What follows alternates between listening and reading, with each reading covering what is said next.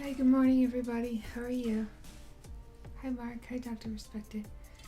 So, today I'm going to be working on a Django setup again. I haven't worked on Django in a while, so this should be fun. It's going to be kind of similar to the other Django REST Framework streams I've done, except this one I'm going to use poetry and maybe a couple other things to set up this project.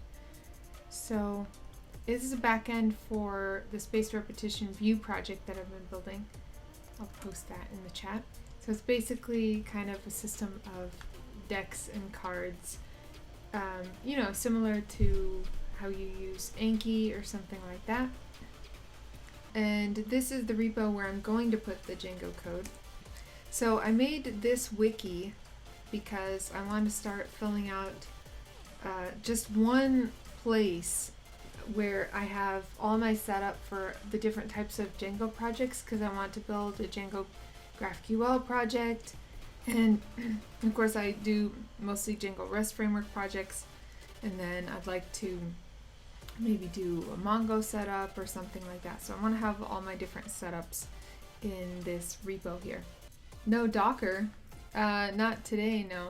Actually, yesterday I spent quite a bit of time doing Docker for a work project, but I should put instructions for a Dockerized setup here actually. Maybe I will do that. Okay, so let me try these instructions that I have and see how they work. So first of all, I just put, you must have Python 3 and Postgres version 12, just because I've made the instructions with those versions. And then I can use my, oh, I guess I didn't add an instruction to install Django. But because I have Django installed on my computer, I can use the Django admin command to start a new project, which I'm going to do. And I don't have a folder already, so I'll just put it in a new folder. And I'm going to call this, I guess, spaced repetition. Spaced repetition. Okay, and now I can go into here, and I'm gonna open this in a code editor as well. Okay, so I have a basic project set up. So this part, how Django names your main, how Django renames your, or they name your main folder with all your settings and config and stuff as the same name as your project, which I don't really like. That's kind of confusing. So that's one of the first things I always do, is change that to config. And I do have that in my instructions here somewhere. Rename, yeah, rename the project name folder to config. Okay. Well, I didn't do my virtual environment yet. I'll do that in a second, because now I've broken things. So let me try to find spaced repetition. Yeah, I think that's the only place. So I can change this to config.settings. And then also, if I want production, hi Vinny, thanks for the follow, Vinny. Okay, if I want to have like a production setup and a local setup and all those different setups, then I'd have probably different, I'd have a base config and then other config files. But I think I'm just going to leave one setup for now. And then in settings, I'm going to look for spaced repetition, and yeah, that's only the folder name. Oh, except this top one. So I'm gonna do config, and let's see if I do command enter. Oh, that replaced them all. Oh well. Yeah. Oh well, I'll change this one back. I thought command enter would only replace one. Spaced repetition -8. Okay. What's next? Okay, so I'm gonna create a virtual environment with this. Now I will be using Poetry, and I already have that installed, so I should be able to do. And that's gonna be my package manager instead of pip. So what IDE am I using? I'm using VS Code. So I'm gonna use that instead of pip. Where is it? Where is it? Here it is. So if you want to look at Python, oh, you do Python development too? Cool. Yeah, Python's my favorite. I try to do it as often as possible. Fortunately, my main job right now does pretty much every app. Actually, every app that I know of, they do their backend in Python, which is awesome. So, okay. Now I'm using Poetry. Should I set up Poetry yet? I guess I don't need to install things quite yet. So let me go ahead and set up a virtual environment for the project. So I'm going to do python -m venv. And I guess I need a lot of things that I'm missing here, like git ignores, all the basic project setup. And then I also want some kind of, I guess, linting and testing and git hooks and all that stuff. So I'm going to add all of this into the boilerplate as I go. Let's see, Python. Okay, and now I can go into the virtual environment. And now I'm ready to install packages. So let's see. I don't even have it where in install. Yeah, I don't have install instructions. I'm gonna need to edit this. Let's see. Poetry, create a virtual environment. I did that. Go into your virtual environment. I renamed the project folder. Yeah, all of these steps don't necessarily have to be done in order. I need to install packages. So I need to install Django REST Framework. So let's see, installation, pip install Django REST Framework.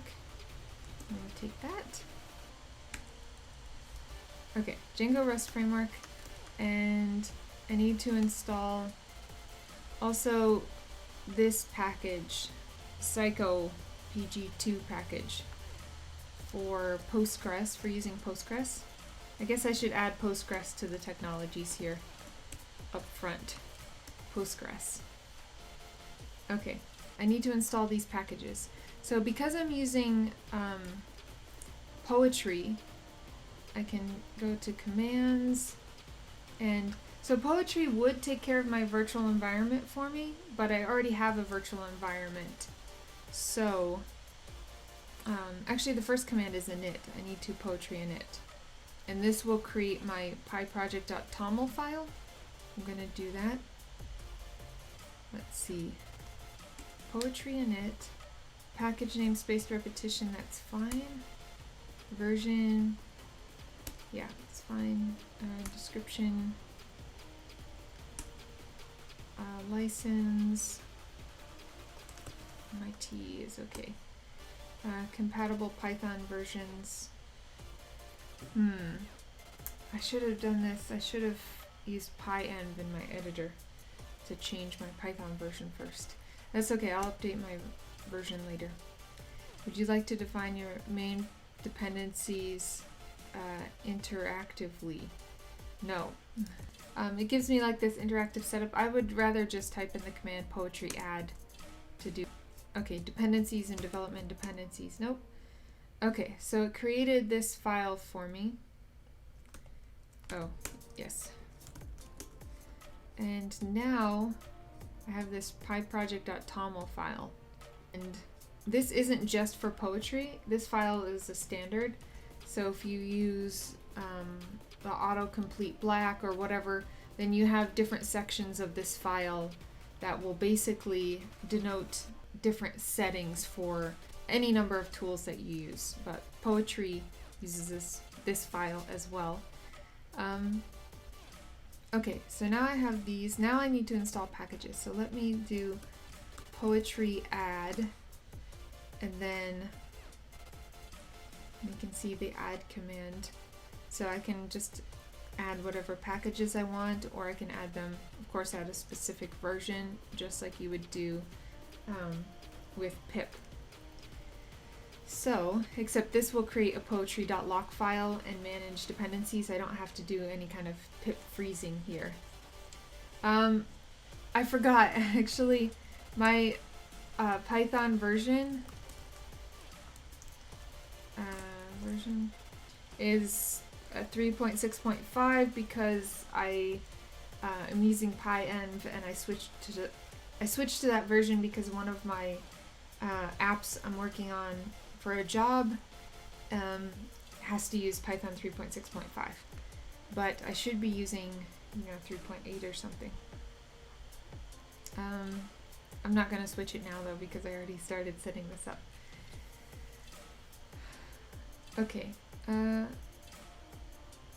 maybe I'll upgrade at the end, I don't know. Let's see, what am I doing now? Oh yeah, someone said they were having trouble getting to this page.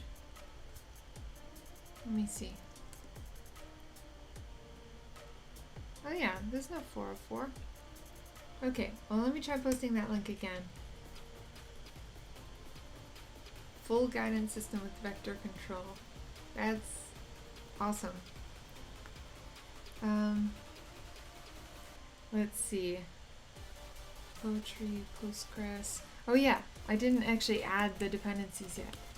So Poetry add, and then I need Django REST Framework and this package for Postgres so far.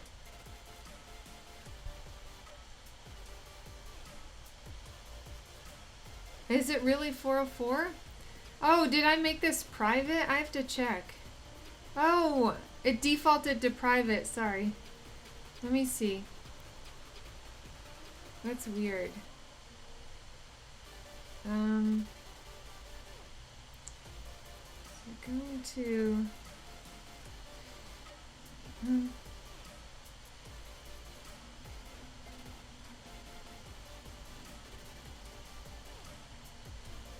change visibility. Yeah, make public. And then I have to type in the name of the repo to confirm. Okay. Okay, so now there shouldn't be a 404. Okay. Let me refresh this. Oh, no, refresh, because I'm doing stuff down here. But yeah.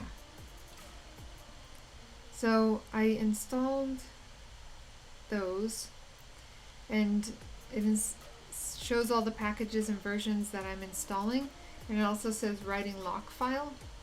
So this is the poetry.lock file. If you haven't used Poetry before, this is really nice that it does all that for you. Let's see. So I have the Toml file. Oh yeah, there's one setting that I need, and I'm going to turn off Poetry virtual environments because it wants to use its own virtual environment, but I'm just using the built-in Python one. So, can I search here? Configuration. Let's see. Using environment variables. Virtual. Oh, here it is. Okay, so I can update the Poetry config. Settings that are specific to a project by passing in the local option to the config command. Okay. Did I do that last time? Yeah, I must have done project specific because it doesn't have any options there. Okay, so I'm going to Poetry config virtual environments of false, so it won't it won't default to creating its own virtual environment since I already have one. There we go. And I thought it would change something in the TOML file here.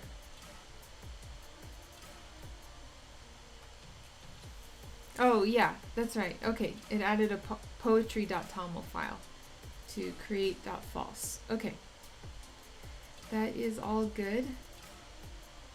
And now that I've done that,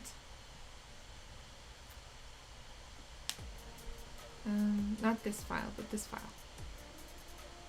Okay, let me save before I lose my changes. Okay, so I installed those, Django REST Framework and the other one.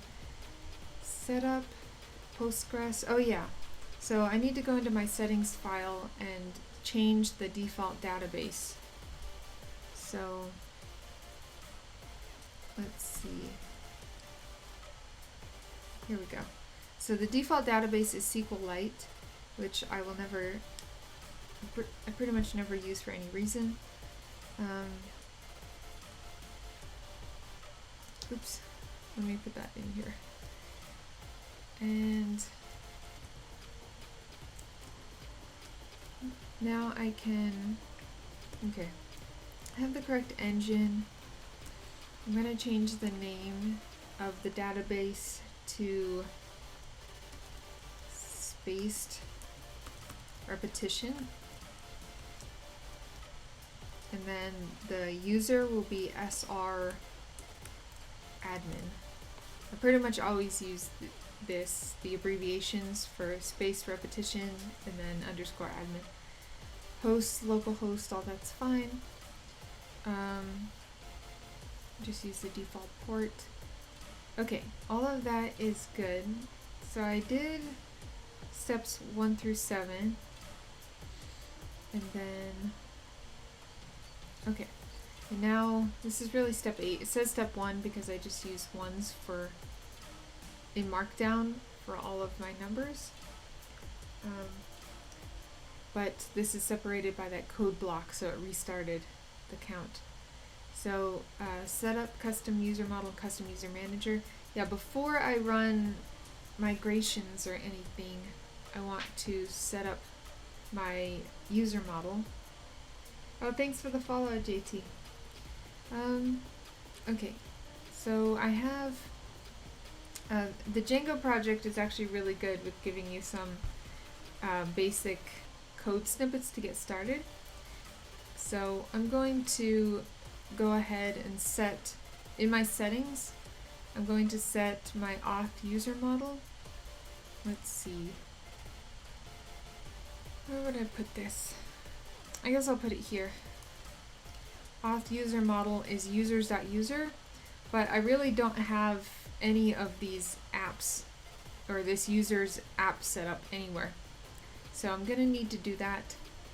And the first thing is that, okay, I need to edit this again. I want to create a folder here. What is it? I want to create a folder called apps. Oops.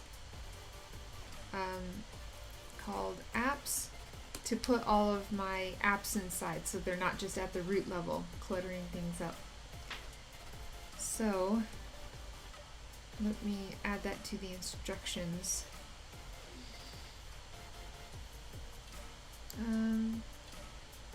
Yeah, here. Create a folder named apps. And then create a users app. So the command for that would be, I guess, make directory. You have to create the directory first. So users and then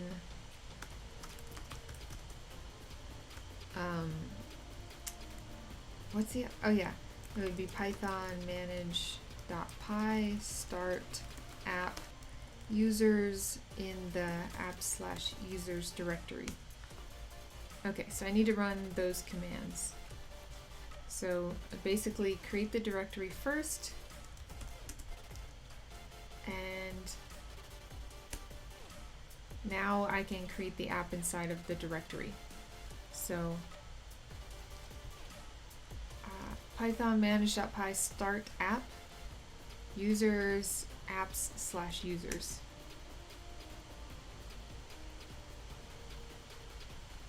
Oh, okay. It's mad because I already put this in there, and so I had an invalid settings file. Okay, let me try that command again. Okay, now it worked. So I should have that app now inside of apps. Hi Oricose, how are you? So let's see, models. Here we go. So I have my app/users. That's my only app right now. So I'm going to create a users model inside of here. And that's what is going to be my auth user model, users.user. So I'm going to go to this link that I have here in my example code. Let me commit changes. Yeah, so if you just joined, then feel free to check out the repo. Basically building a wiki of instructions for setting up Django projects. So, yeah, I guess these aren't all the things you have to do, but these are just the things that I want to do to set up a Django project well. Okay, so this is a full example of, oh, that's weird. I tried to zoom in and now I can't find my spot anymore.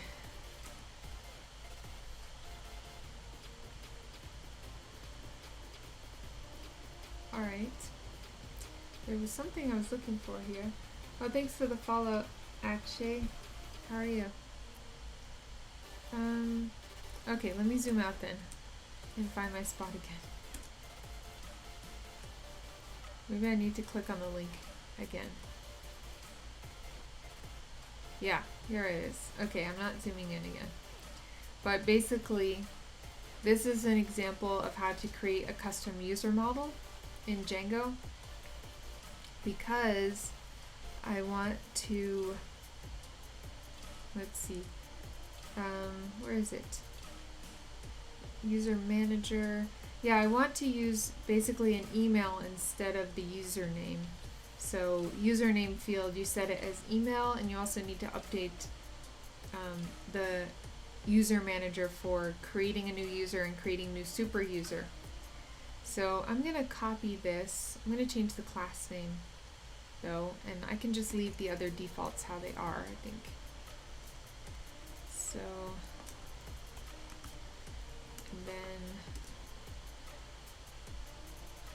that's the extends from the base class.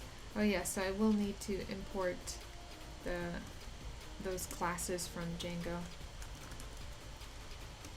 And then, hiya Fasha, how are you? Okay, so my user class. So these are pretty much the examples that it gives you is pretty much what you need for like a simple, basic user. So now I can use this user to user manager. Okay, I can use this to authenticate via email and username. Now I don't want date of birth here. I'm going to go ahead and get rid of that. Is active is good. That's a Boolean. Is admin, that's good. Objects, I have to point it to my user manager so I can properly create new users. Required fields, I don't want date of birth, so I'm going to get rid of that. And I think I have to get rid of it here. Yeah. So I just want email and password. If I want to make a user profile later, then I'm going to create a separate class for that and not put it on this. Okay, so date of birth is gone. Let me get it out of the instructions too. Okay, so let me find, oh yeah, I gotta get it out of here.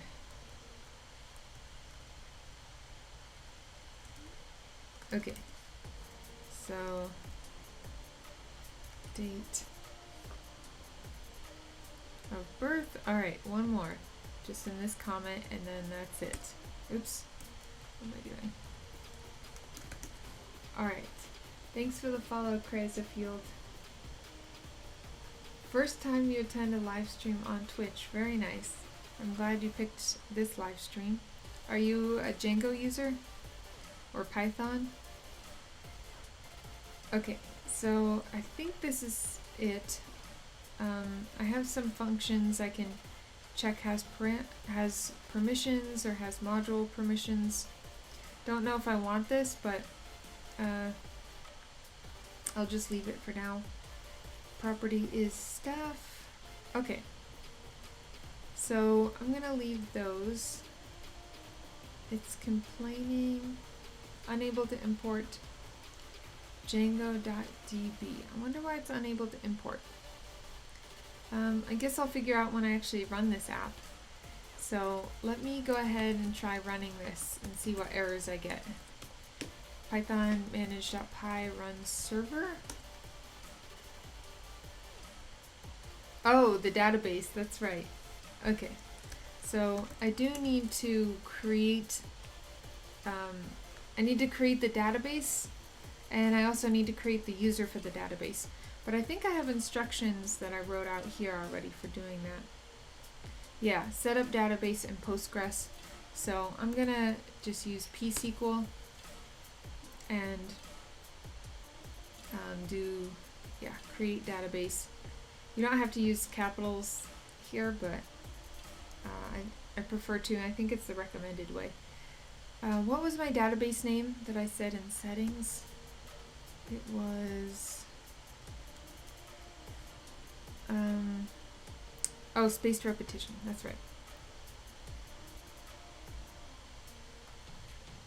Oh, you like my live streams on YouTube? Yeah, I haven't done coding live streams on there in a while. And create database. All right. PHP with Symfony. Checking Django side of the grass. Yeah, Django is awesome. I'm liking it more and more. I haven't found a really good alternative for some things. Create user. Like in other languages, I haven't found something as robust and nice to use as Django. Okay.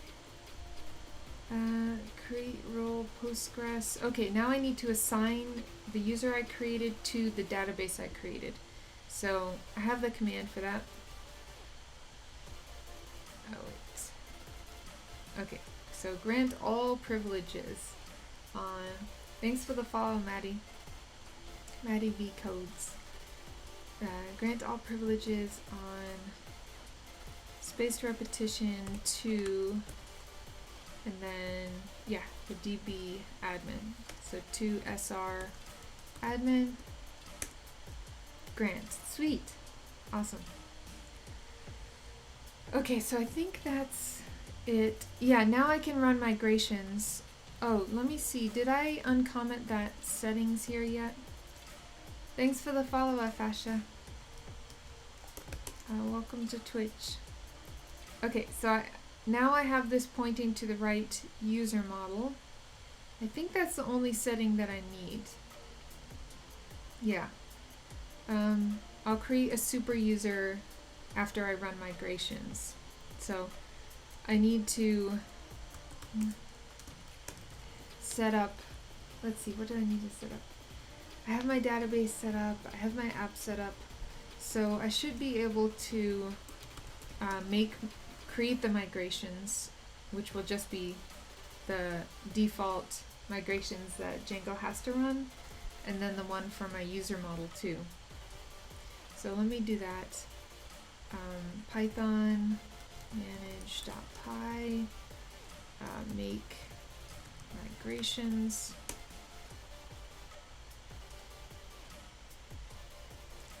Refers to model users.user that has not been. Oh, that's right. I have to add the app to my installed apps. So let me do apps.users. That should work.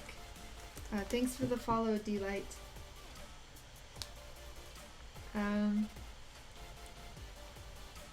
Would like another Django project someday, but mostly for admin backend.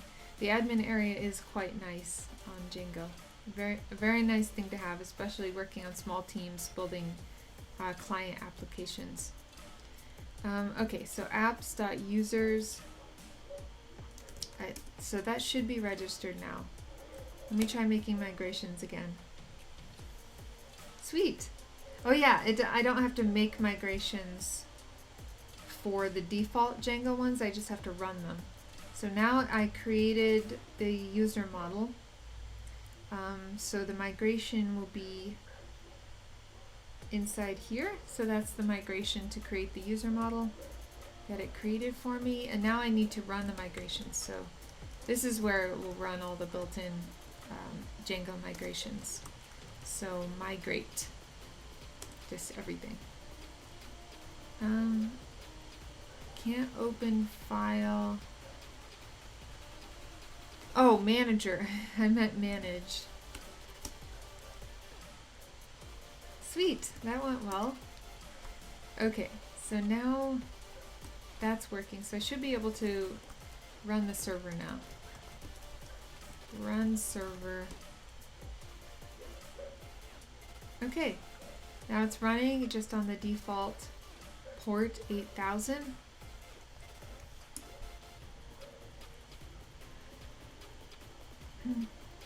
Okay, this is regular Django, but I want Django REST Framework. So I have to update the URLs to get those working correctly then. Exit that. So I'll have to go into my main URLs file and so I have the admin area. That's fine. I want to leave that definitely. And oh yeah, manage.py. What are migrations? Are they a way to express changes made to the database? Yes. So they express all the changes from the initial creation of each table to changing columns or adding and removing stuff. You can also use them to populate the database with initial data or something. For creating users, custom users isn't in the documentation. It is, but I don't think it's obvious where it is at first. I know it took me a while to figure that out at first. All right, I'm gonna just go off camera for 1 second, and I will be right back.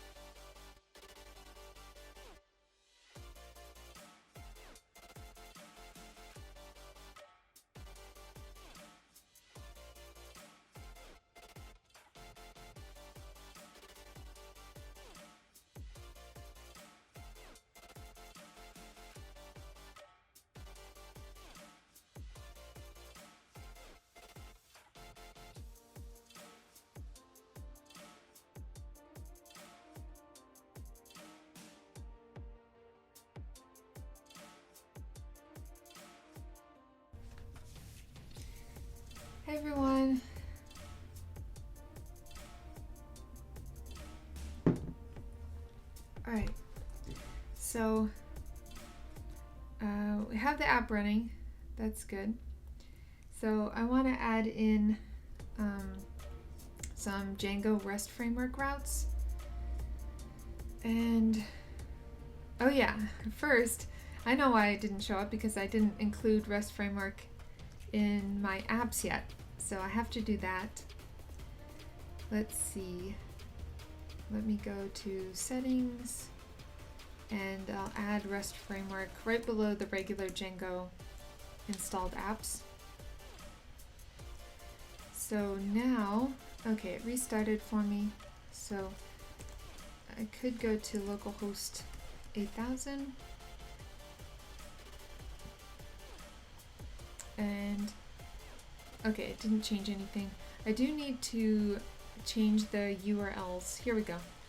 If you're intending to use the browsable API, that's what I'm looking for. You'll probably also want to add REST frameworks, login and logout views. API auth. Okay, I'm going to copy this, but I'm gonna have to change. Let's see. I'm gonna just do this at the /. I don't know if I need a / or if I should leave that. I think I should leave that blank. Oh yeah, I need to import include. I think I can get that from Django URLs. Okay, so let's see if this works. Yes, here's what I want. So now there's no more default like boilerplate homepage. The music is still running. Okay, should I turn it down a little bit? I can turn it down. Oops, that wasn't down. Okay, I just turned it down. Let's see. Log in, log out. Okay, that's fine. I don't care about those. What was I gonna say? Oh yeah. So this now lets me see all of the URLs that I have available to me, which is pretty much nothing right now, except the default admin, login, and logout. But that's kind of what I want for a REST API. I don't want some random boilerplate homepage. So I think I have to update this because I don't really have the Django REST setup steps here. I mean, I have set up the Postgres, run server, view the app. I guess I could add it to part 2 maybe. There's a lot going on in part 1.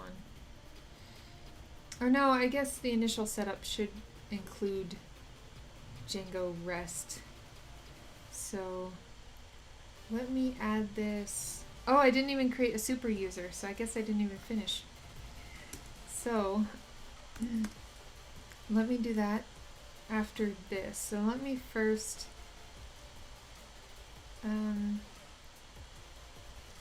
I guess first add REST frameworks to installed apps.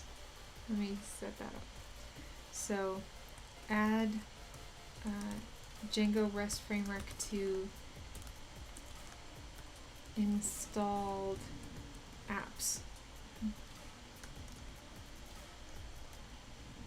To installed apps.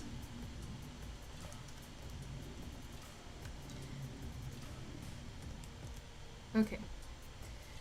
So that will be installed apps, and then add this to URL patterns, which is here. So add Django REST framework URLs to URL. No, it's all lowercase, one word. URL patterns. There we go. Alright, so so I should put this off in its own section, like set up Django REST framework here.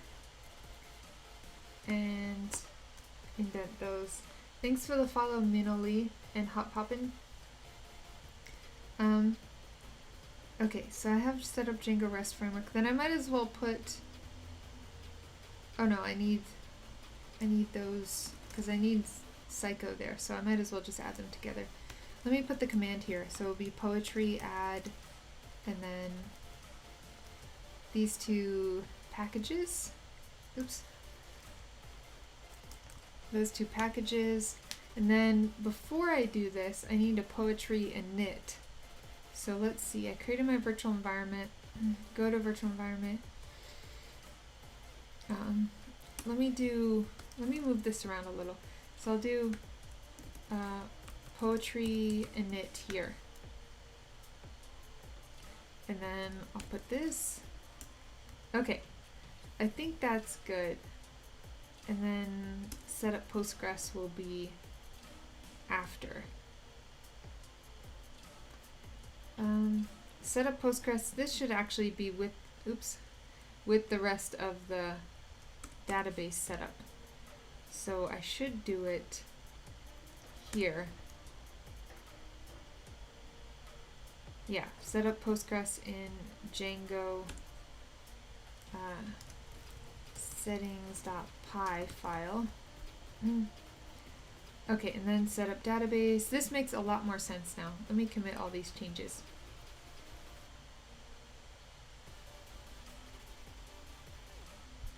Bye, UT. Have a good night. Alright, so if you just joined, then here's the wiki that I've been building for to set up the steps for Django apps. So I could make different sections for these, like set up database and stuff. That's probably what I'll end up doing. But I've made it all the way down here to setting. I did all of this already, but I didn't do create super users. So that's one thing I have to do really quick. So let me stop my server and then create a super user. And I'm just going to use Gwen at example.com, just a fake email. Password. Oops. Wait. Okay. There we go. Now I created the super user, so I can, well, once I run my server again. Let me run it.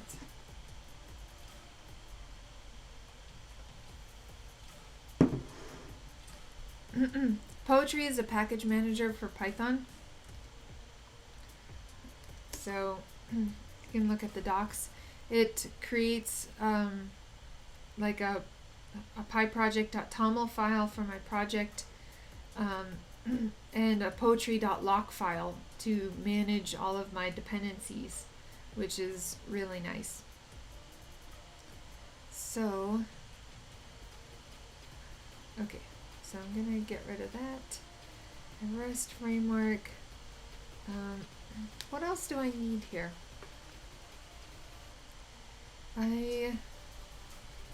Okay, so I ran my server. Oh yeah, I wanted to check out the admin interface and try to log in with my super user. So let me do Gwen at example.com. There we go. Cool. So now I can log in with my super user. Of course, I can't manage users here because I haven't set them up in my admin interface. So I should go ahead and do that. And I also need to add that step to the wiki as well. So I should do that when I create the user model. I should go ahead and add them to the admin interface. I can't remember the exact syntax. Let me see if I can find it. Let's see. Admin.py.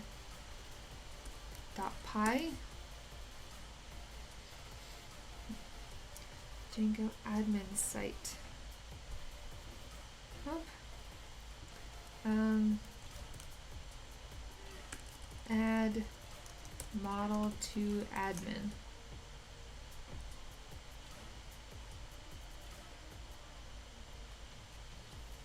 I wonder if it's in, this is the Django tutorial that they have on Django project.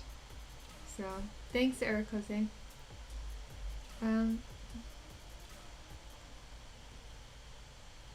Poetry is almost like pip. Yeah, poetry is like pip, but it does a lot of that package management for you. Yeah, kind of like JavaScript does. Yeah. And it also does other things like manage a virtual environment if you want it to, and there's a bunch of other stuff it can do. So, import models. Oh yeah, admin, here we go.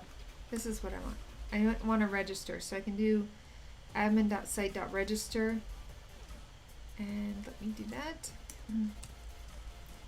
Admin.site.register, and then I need the model to register, so I have to import, or from models, import user, and then register the user model.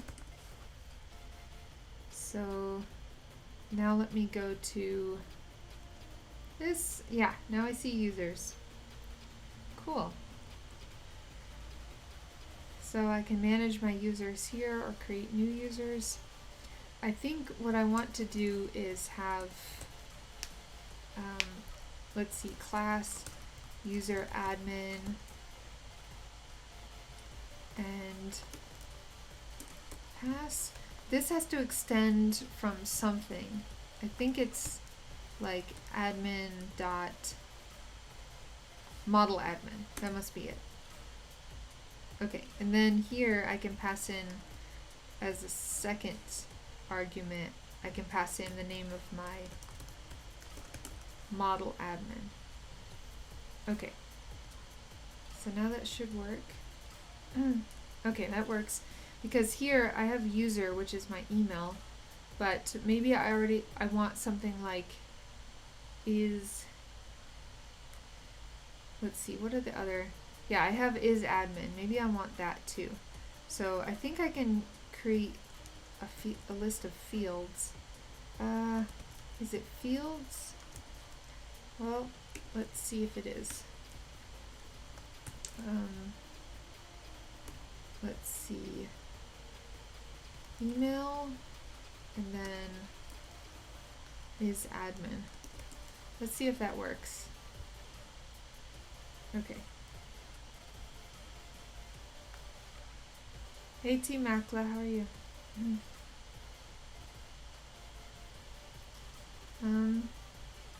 Okay, well, didn't do anything. So let's see, let me see what the, okay, choice inline. So you have field sets. I don't want to field sets because I don't have that many fields to have different labels and stuff. Oh, that's inside the choice, or inside the edit form anyway. But customize the admin change list. Oh, list display. This is what I actually wanted. Not fields. List display. There we go. Yes. Okay. So now it shows email address and is admin. It shows that Boolean. Okay, I think that's good enough for now. I will update this README again. So let me add, let's see. I guess I don't want part 1, part 2, part 3, but here I'll do, or maybe I will just put part 2 here. Part 2 until I come up with better sections, I guess. Okay, so let me, that will be like all the database and Postgres stuff. Set up admin interface.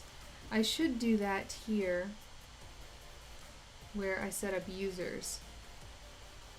So here I have users.user, and then I could do pi let's see. There, and then this could be set up user, let's see, user admin, no, set up admin interface for user model. Okay, I think that's good. Let's see how that looks.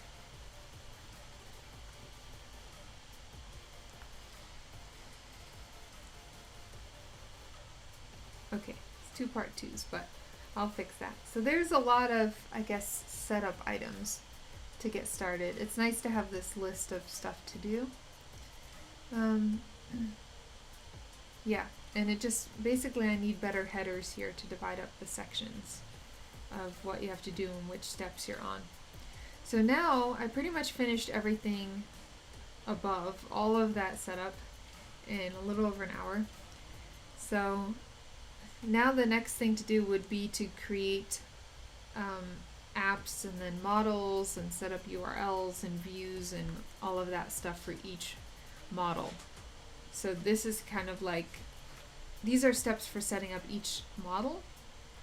And then some of the other setup items that you might want to do are creating like utilities. If you want to add nested routes, you usually, I guess not usually, but a lot of REST frameworks, you need nested resources. So this package is the recommended package for doing that with Django REST Framework. Okay, so I'm gonna go ahead and create, I guess, some apps here. So if I look, this is the front end for this project that I built. What does this line do? If an admin, oh, you can use the decorator instead if you want. So I think they are the same as doing this. I've seen some people use the decorator and some people do this, but I really don't know if there's anything. I think they're the exact same, just 2 different styles of writing. Okay, so, oh yeah, that's the front end. So what I was doing on the front end was I had decks and cards already. So let me see if I can look. I can see my store on the front end. So you can see how what the data looks like right now. So this is basically what I have. I basically have some constants, like different buckets to put the spaced repetition learning in.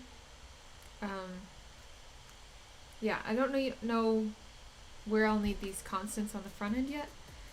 Like if they study again in 1 day, 3 days, 7 days, 16 days, 30 days. But I'm going to go ahead and implement these 2 as models. And first I need to create apps for them.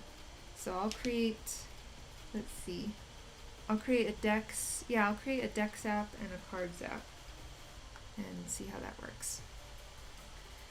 So let me get out of there and make directories inside of apps. I'll make Dex, and can I make 2 at once?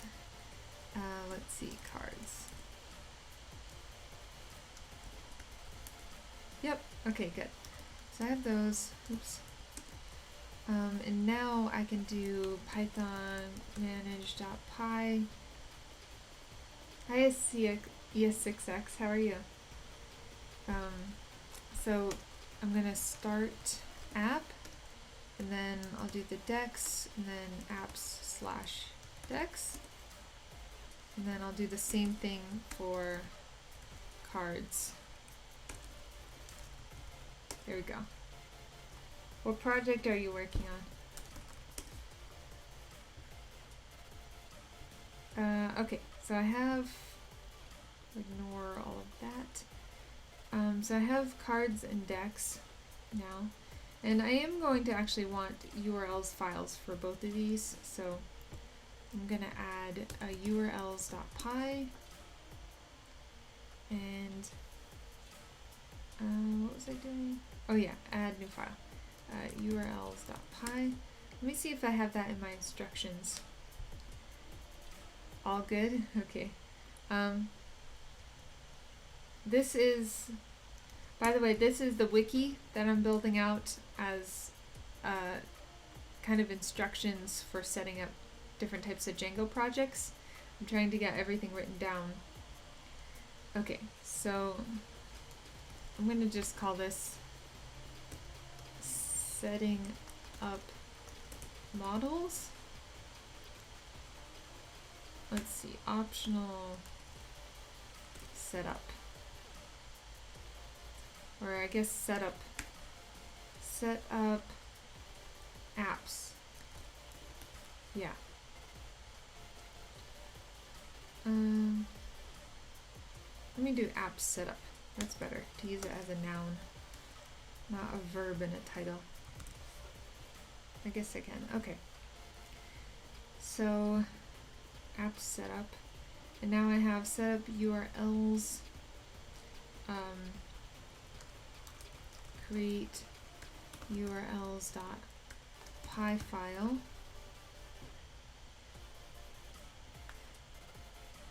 I guess this goes first before I set up the URLs. Okay, so now I have that. Set up token auth, views, admin interface, models. That's all good.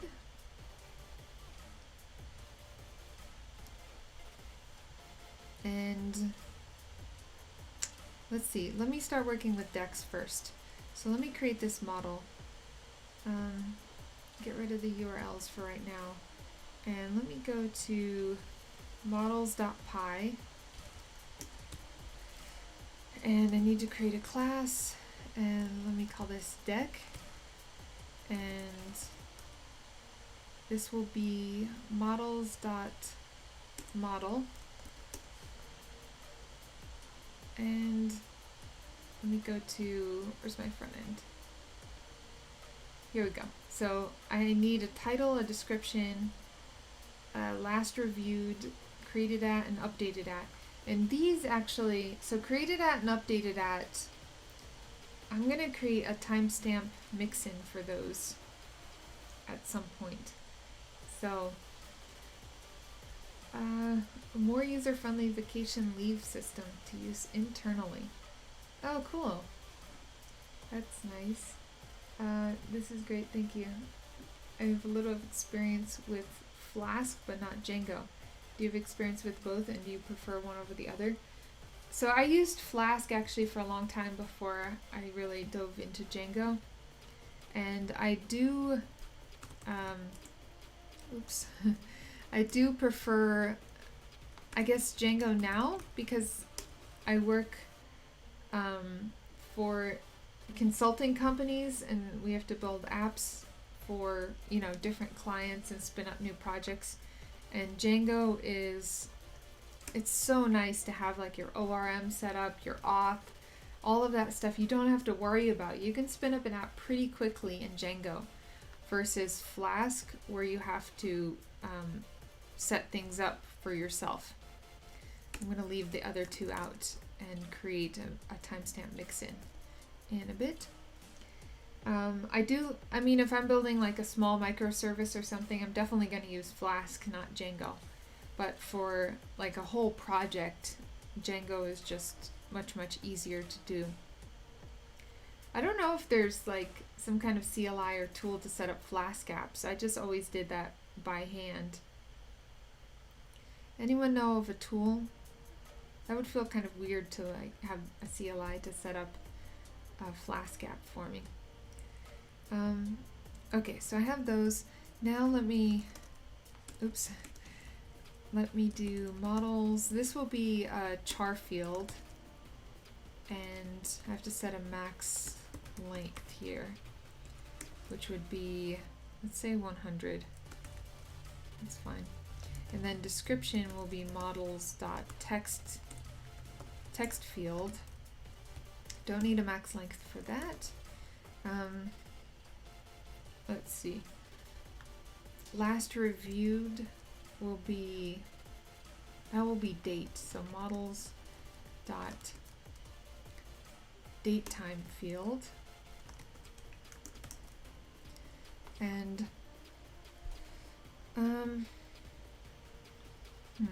should I? No, I won't do like automatically add this time to it. So I have my deck now. Let me create cards real quick in models, and I can do class card. Oh yeah, I need, that will be models dot model. And then what fields do I need? Yeah, no problem.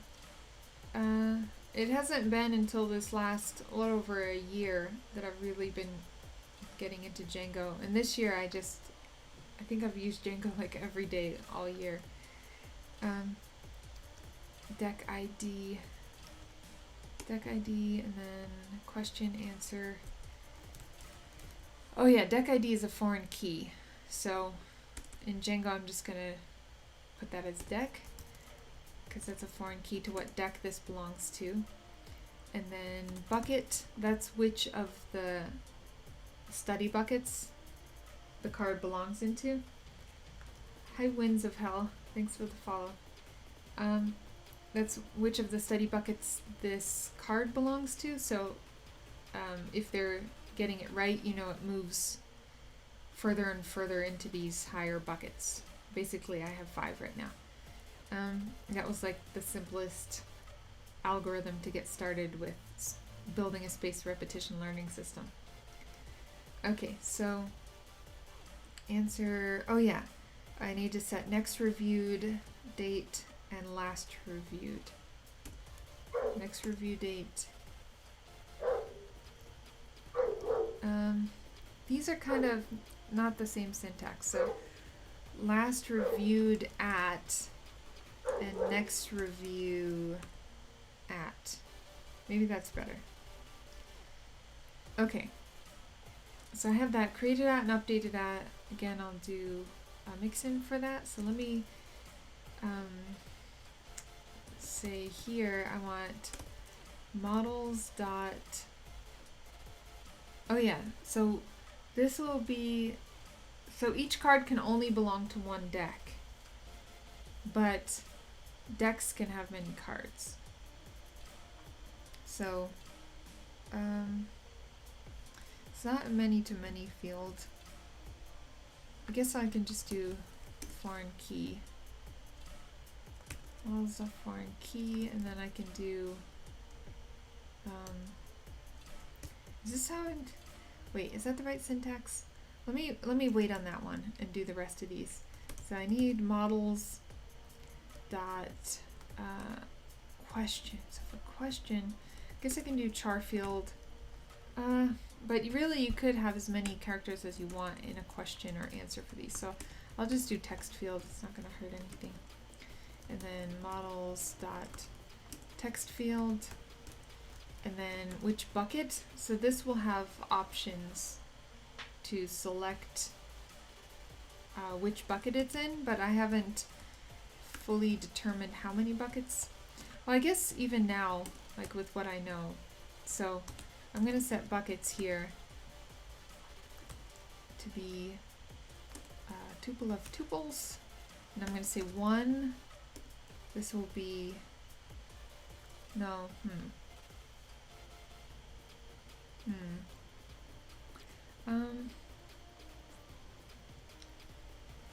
I could have labels, so I could have 1 day. Do you think this is good? And then I could say bucket 2. Let's see.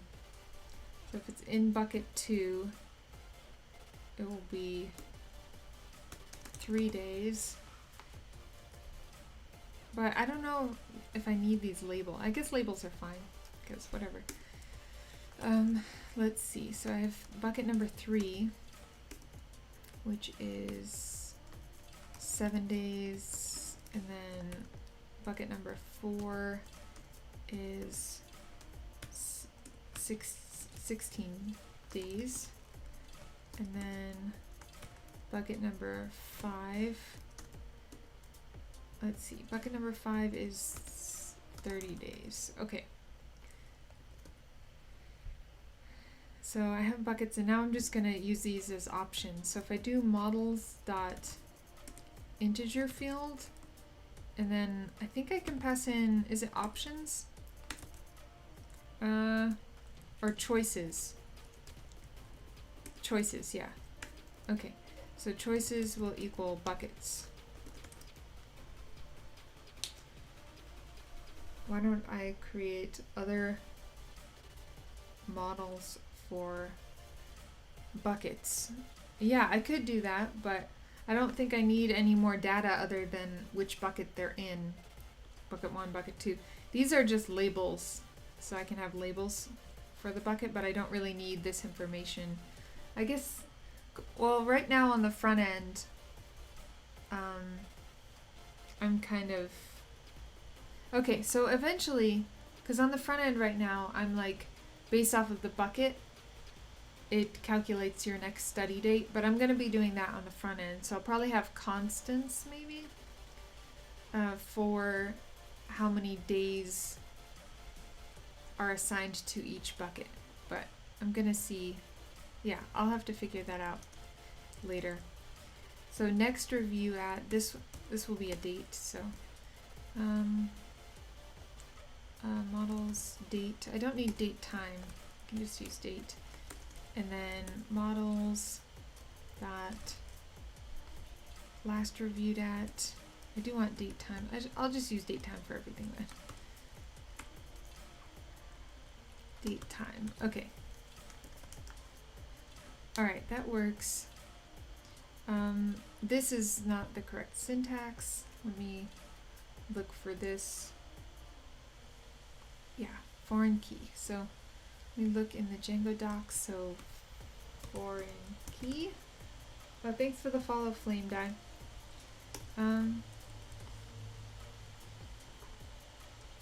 I would create another model if there was more complicated stuff I had to do.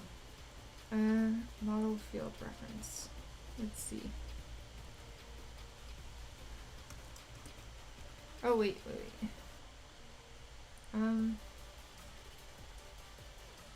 Yeah, this is what I made basically. Choices, and then I passed in choices. That's for a char field. Yeah, I passed in choices. It's just an integer field instead, because the first item in the tuple is an integer. Okay. Let me look for foreign key.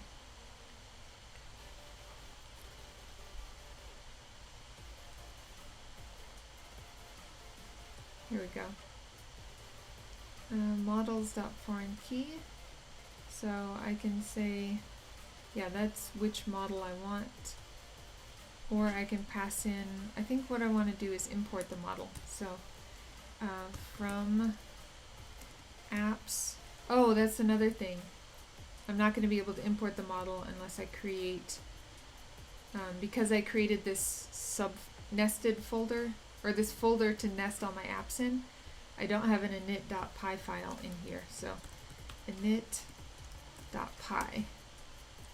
Let me add that to my instructions so people don't get confused.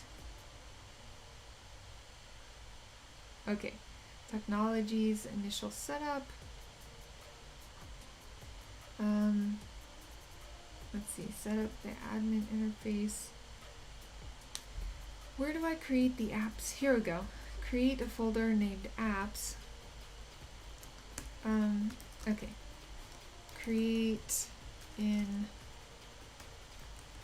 dunder init.py file inside of the apps folder. Okay. That's good. So I have that. Now I should be able to, yeah, because when I create apps, like with the command line interface, or the, yeah, Django's command line interface, it gives me these init.py files automatically, so I don't have to create those, just in the folders that I create myself. So from apps dot, let's see, dex dot models, I can import deck, and then I can use it as my, I don't know why that's highlighted weird now. It added random yellow highlighting here. Okay, so models.foreign key deck, and where is it? Okay, I think it's here, yeah. So I have models.foreign key, oh yeah. So what do I want the delete behavior to be? So let me add that here. I can do on delete, and then, so basically when I delete a card, I don't want to delete a deck. So I want to basically say models dot do nothing. It's not a function. Yeah, cascade would mean if you deleted this. Oh, that means, yeah, if you delete a manufacturer, will it delete the abstract car? So yeah, actually that is the behavior I want. If they delete a deck, I think it shouldn't it delete the cards? Or should it not? I don't know. Maybe it should. I'll put cascade then. Okay. That's fine. Models.foreign key. Hi Kahev. Thanks for the follow. Deck, question, answer, buckets. Alright, I have all of these. I think this is correct too. I think my date time fields are good.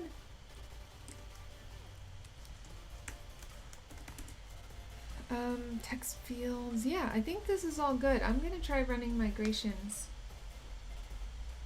Where will the unassigned cards hang out when they're not in a deck? So, that's a good question. So the behavior of Anki, if you've used the Anki desktop app, I don't think you have cards that aren't assigned to a deck. So I think it's just, yeah, I think you have to create a deck first, and then you can create cards inside that deck. Yeah. So I don't know if I want it to be able to belong to something that's not a deck, like just floating cards. I don't know, maybe that behavior will change later. We'll see. Okay, from Django.db models. Alright, so I finished setting up cards and decks. I'm going to try running these migrations before I build the timestamp utility. So let me do python manage.py. I'm gonna just go ahead and make migrations. No, oh yeah, I haven't added these apps to settings. That's right. I have to add my decks and also my cards to settings. Okay, so it created migrations for me. Now let me try to run these migrations. Migrate. There could be a deck that's unassigned where they go by default, but like you said, that behavior can always change. Oh, thank you for reminding me about defaults. That's right. I need to set a default here. So it should default to the first bucket. So I'm gonna put that behavior here. Oops. Oh, please tell me my keyboard's not messing up. Okay. Default equals 1. I think that will work. Out of my choices, the default is 1. Okay. Oh, but that will mean I'd have to run migrations again. Let me undo that migration then. Make migrations. Let's say, which one is this? This is cards. So on the cards, I'm gonna, do I have to put capital 0 or just 0? No one saw the absolute label 0. I think it's this. Make migrations. Oh yeah. Oh no, I haven't migrated yet. So I don't have anything to undo. Sweet. All I did was generate the migration file.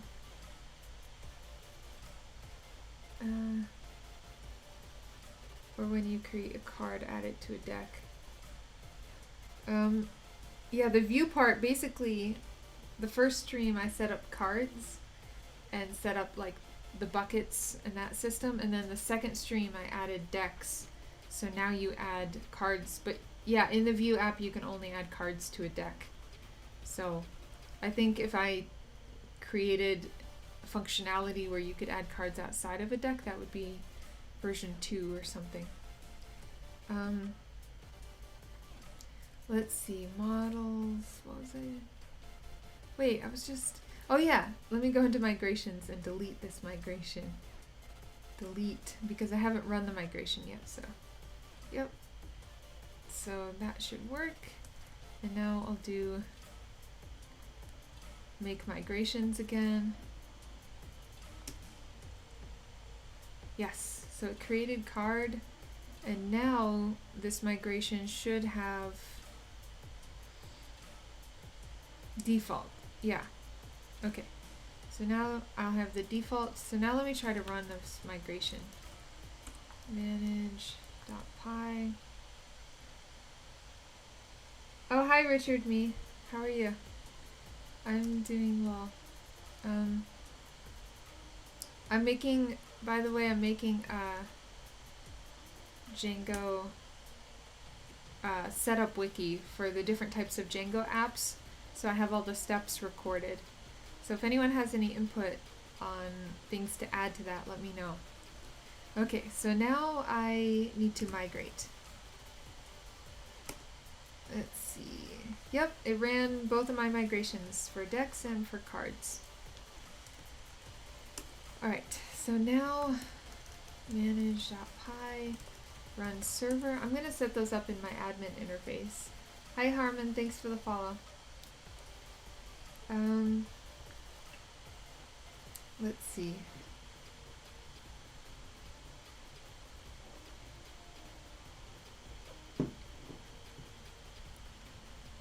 Okay. Models, foreign key, question, answer, buckets. Okay. 2 things. I need to set up timestamps, and I need to set both of these up in my admin interface. So I'm gonna do this first. I'm gonna, let's see, my users app. I already have my admin set up there, so I'm just gonna copy it, make it easy. So now I can just change this to card admin, card admin. Let's see. I do need to import my card model, and that should be good. So I'll probably want to put what deck it's related to here. So I think I might have to create a function to do that since it's a foreign key. But at least for the list display, I think I might put question, answer, maybe question, answer, bucket.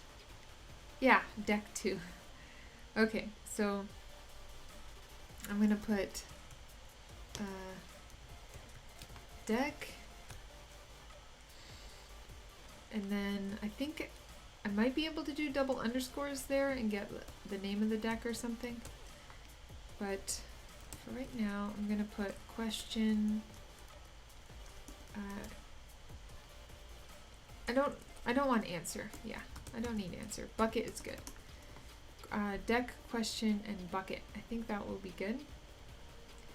And now, let's see. Admin cards. Model. Where's the admin decks? I guess I didn't click on it yet. Let me update this one too. There we go. So, I import the deck model, and then I need to change this to deck admin. This will be deck and deck admin. Okay, and then what do I want to display from decks? Let's see, title, description, last reviewed. I guess, yeah, I guess that's fine. Let me do all of those fields then. Title, description, no, why can't I spell right now? Description, there we go. And last reviewed. Yeah, why is this camel case? Oh well, I'll have to run another migration, I guess. That's fine. Last reviewed. Then let me check my cards too. Yeah, because I copied this over from my view application, so everything was camel cased. Yeah, I'm definitely going to uncamel case these. Let's see. Last review that.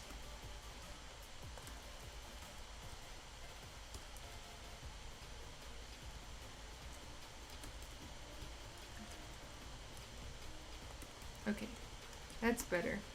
That looks better. Okay, so next review at, last reviewed at, buckets, answer, everything else is fine. No other sneaky camel case in there. Okay, let me now pull up the admin interface and see how this looks. So I have decks. Okay, programming error. Columns, deck, last reviewed. Oh, I haven't rerun my migrations because I changed them already. Yeah. Yeah, that's why it was camel case. Number of cards. I think I could create a method for that.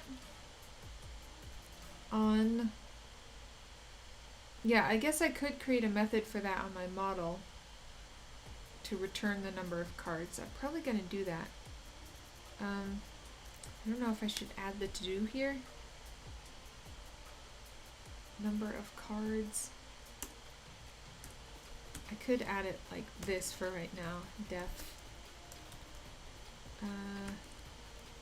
Total cards. And then fill in this function eventually. Let me put to-do so I can search for to-dos. Okay, so I do need to create new migrations. So Python manage.py make migrations. Did you rename card last reviewed at to card last reviewed at? Yes, I did. Did you rename that? Yes, I did.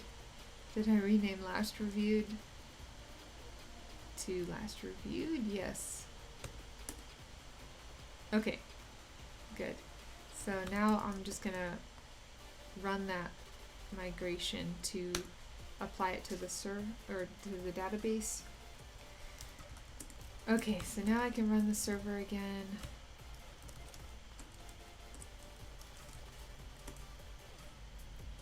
Run server. Alright, so that's running, and now let me see. Yes, okay, this works now. So I should be able to add a deck, and I don't know. Computer science, why did that autofill? I haven't done that in Django before, but okay. It somehow knew what I was going to type. Hi, Galt Sanchez. How are you? Description, comp size, study. Last reviewed time. Oh, I wonder, I should have made that nullable actually. Yeah, that's right. So, if it hasn't been reviewed ever, I don't want there to be a date there. So, I do want this to be nullable. Thanks for the follow, Gold Sanchez. So I'm gonna have to change this last reviewed to, I guess, null equals true. And then do I have to put blank? I think null equals true is okay. So now let me go back here. Computer science, comp size study, and oh, what am I doing? Now I have to run a whole nother migration there. Okay, that's fine. I'll just do that real quick. Yeah. Migrate. Okay, now run server. Okay, one more time. Let me see if this works.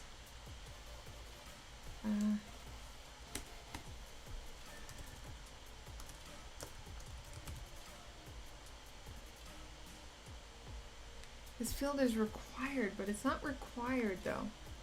How do I set date time fields? Do I have to put blank equals true? Does anybody know? Let's see. Oh, let me do null equals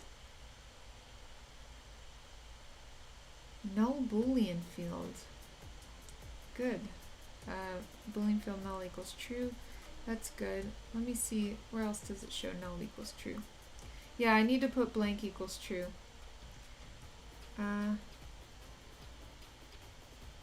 Open another terminal for migrations. Maybe I should. It feels like I'm migrating every other minute. Blank equals true, although the Python or the Django server does spin up pretty fast. So it's not like view and all the front end stuff where you're waiting a minute for everything to build and run. Yeah, I think I do need blank equals true. Yeah, okay, that's fine. I'm gonna get carried away with migrations here. I feel like I should roll back because the only thing I did here, oh no, I changed the name here. Where, oh, that's not indexed though. This one is where I just set it null equals true. So I'm gonna roll back one migration to the second migration there. And I'm gonna do, let's see, Python migrate, and then this is index where I have the null equals true. So let me, yeah, I'm gonna delete that file in a second. Dex, and I'm gonna roll back one migration, unapplying this migration. That's good. So now it's unapplied. So I'm gonna delete that now and rerun the migration, or make migration. Now that I have, did I add blank equals true? Let me make sure I did that first. Yeah, I added blank equals true and null equals true. Okay. So now let me rerun the make migrations and rerun migrate dex. Okay, so that applied the new migration, and now I can do run server. There we go.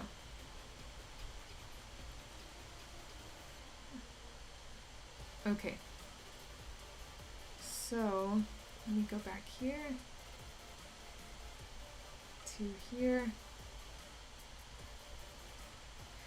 Okay, let me finally add a deck and see if this works.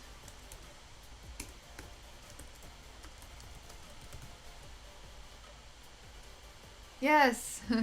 Sweet. So this is null right now. And then once it is reviewed, once I have reviewed that deck for the first time, that's going to get a date time, but not before I do that. Okay, so that's good. And now let me see if I can add cards to the deck.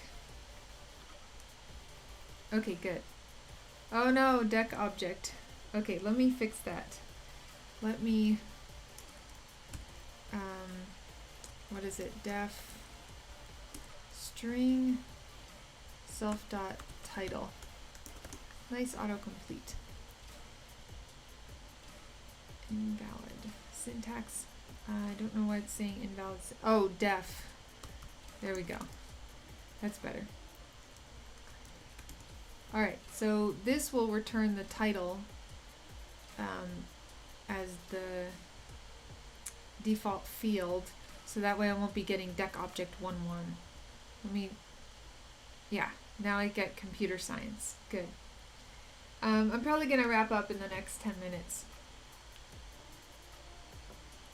to make it a good 2-hour stream. And then I'll try to stream again on this app once or twice next week, and then kind of compile all of the streams together. Okay, so now I have a question. I don't know, what should I ask? What is an algorithm? Answer dot dot dot. Okay. Last reviewed, next reviewed. So if I don't have defaults here, I'm gonna have to set these fields as nullable too. Okay. Let's see. Okay, this is a default bucket. That seems to be working well. Oh, thanks for the follow, Shaparky. Yeah, I'm gonna have to set these fields as nullable as well. So let me grab this and go to my card models. Yeah, because if it's never been reviewed, I want that to be able to be nullable. So last reviewed at, because it's never been reviewed. Next reviewed at, actually I might want to set this to the current date. So auto, was it auto now or auto add now? Which one updates every time? Because I only want to do it the first time. I'm gonna have to look this up in the Django docs. Next reviewed at, so not really, because so the bucket, like you start in bucket 1, right? So when you review the card, if you get it right and you say it was easy, then you're gonna move to bucket 2. And so then the next reviewed at date is calculated as 3 days in the future from that date. Because I need to store the next date that they need to study a card at.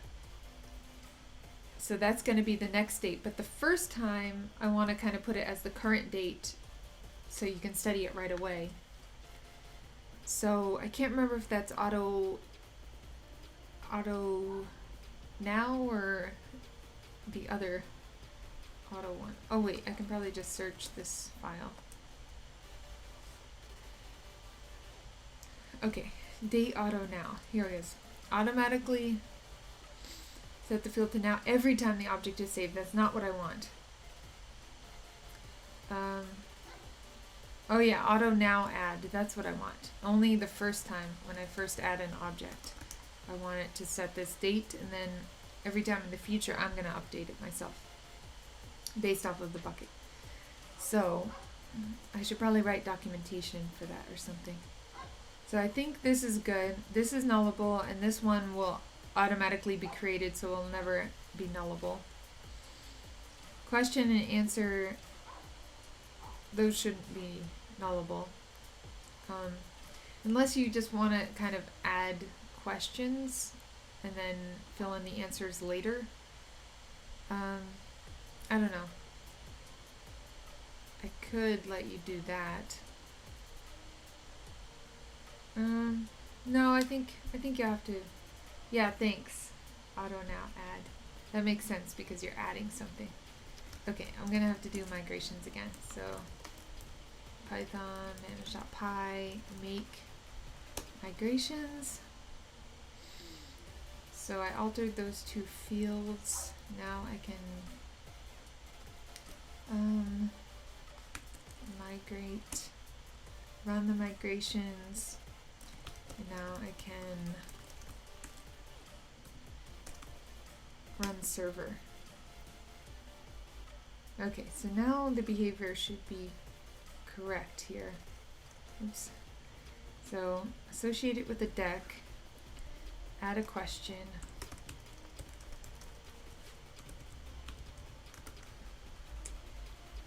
add an answer, the default bucket. Let's see, last reviewed at. Oh yeah, it's not showing me the next reviewed at because it's automatically adding that. Last reviewed at will be, oh yeah, this is nullable, so I should be able to save it. Yes, sweet. Card object 1 was added successfully. I do need to add the string to here too. That string function, so def string, and then what should be the default string? I guess it will just be question. Yeah. Oops. Oh yeah. Okay, so the default string,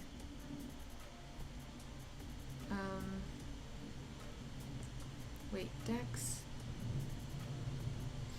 Oh yeah, it would be interesting to see the list of cards associated with the deck here, but I don't have time to do that today. Let me go back to the wiki that I created. Thanks for the follow, Isaac. How are you? There's the wiki that I've been working off of, following it step by step. I'm trying to create a list of all the steps that I need to. So this is to set up each app. I didn't quite finish. I mean, I got the admin interface and the models set up. So these ones. Yeah, I don't know why I would do that before URLs. Set up templates for home page. Directory. Do I need templates in a REST framework? I can't remember why I wrote that. There must have been some reason why I wrote that. Yeah, it'll probably come to me later. So right now I'm gonna move these two steps to here. And then set up URLs and views. Yeah, I don't know what I want to do there, but oh, that was for a specific use case because I had a mixed app with templates and that's right, because I copy pasted some of these instructions from a previous app I did. I had a mixed use case where I was using a full stack app with Django templates and I was using a REST framework too. So I'm gonna get rid of that because this is just a REST framework app. So these should be the steps. I guess I don't need to set up token auth every time though, but I should set that up with. No, I'll put that up in optional setup. Yeah, that's good. So, a database setup. I'm gonna move these around. So I have database setup, and then here I have, let's see, users setup.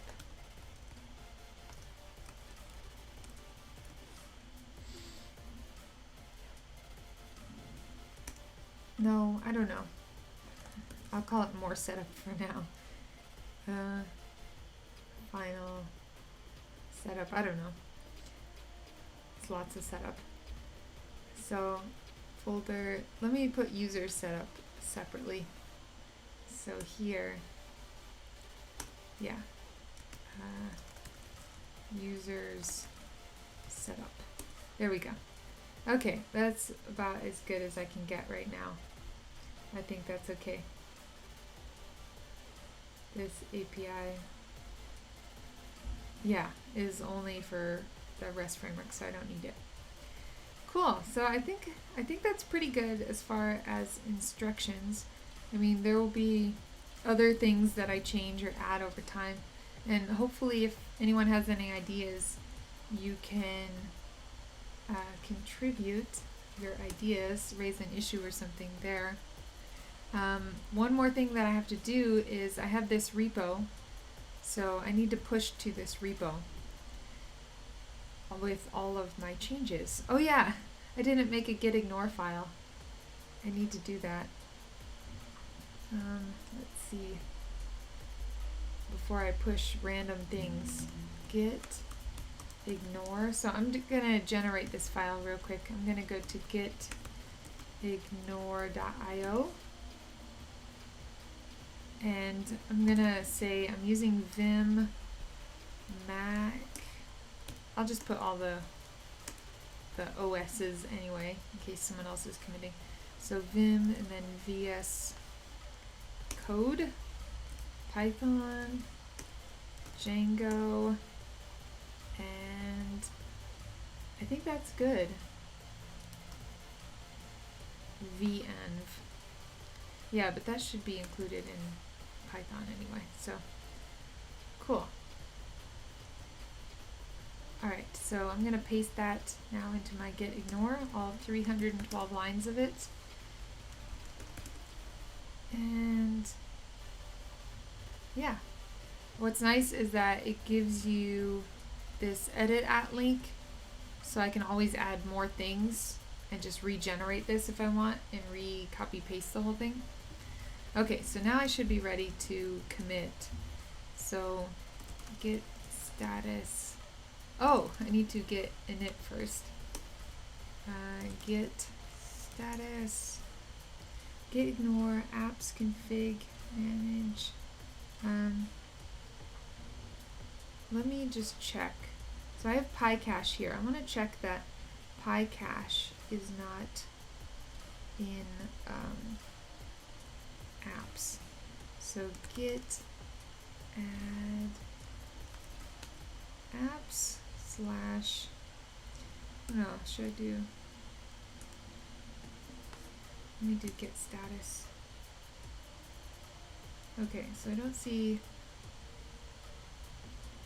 PyCache, that's good. Okay, so it shouldn't be there. So let me just add everything else. I could have just checked the git ignore. Is the DB ready at well? Or when is it starting? Yeah, the DB is ready too. So if you look at the instructions on that wiki repo, it has the DB set up for Postgres. So git commit -m, and let's see, I guess code, I'll call it first commit code from Livestream on November, is it the 19th? I think it's the 19th, right? Yeah, the 19th. Okay, and now I need to point to the repo, so git remote add origin. Oh, what did I do? Okay, let me try that again. Let's see, git remote add origin, and then I forgot I copied that after. So let me copy this, and cool. So now I can just push -u origin master. Oh, I forgot, GitHub's been renaming to main branch. I'll have to get caught up at some point. I really don't mind too much, like changing the naming. I just have to get used to the new naming, I guess. Of course, I don't know if Bitbucket or GitLab are changing. I'm not sure if they are. I'll have to check. Okay, anyway. I pushed, and now it should be available at this repo. Sweet. Oh yeah, I didn't add a README. I'll have to add a README. Here.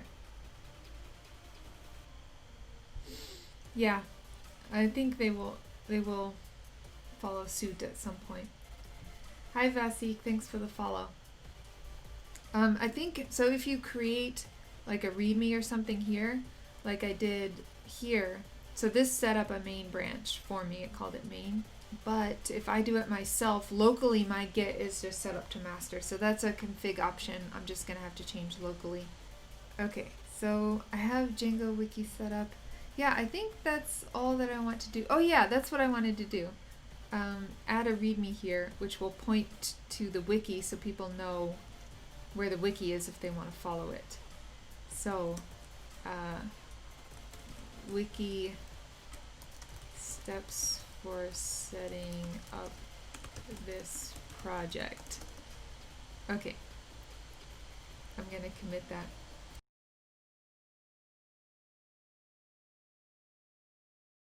How are you today?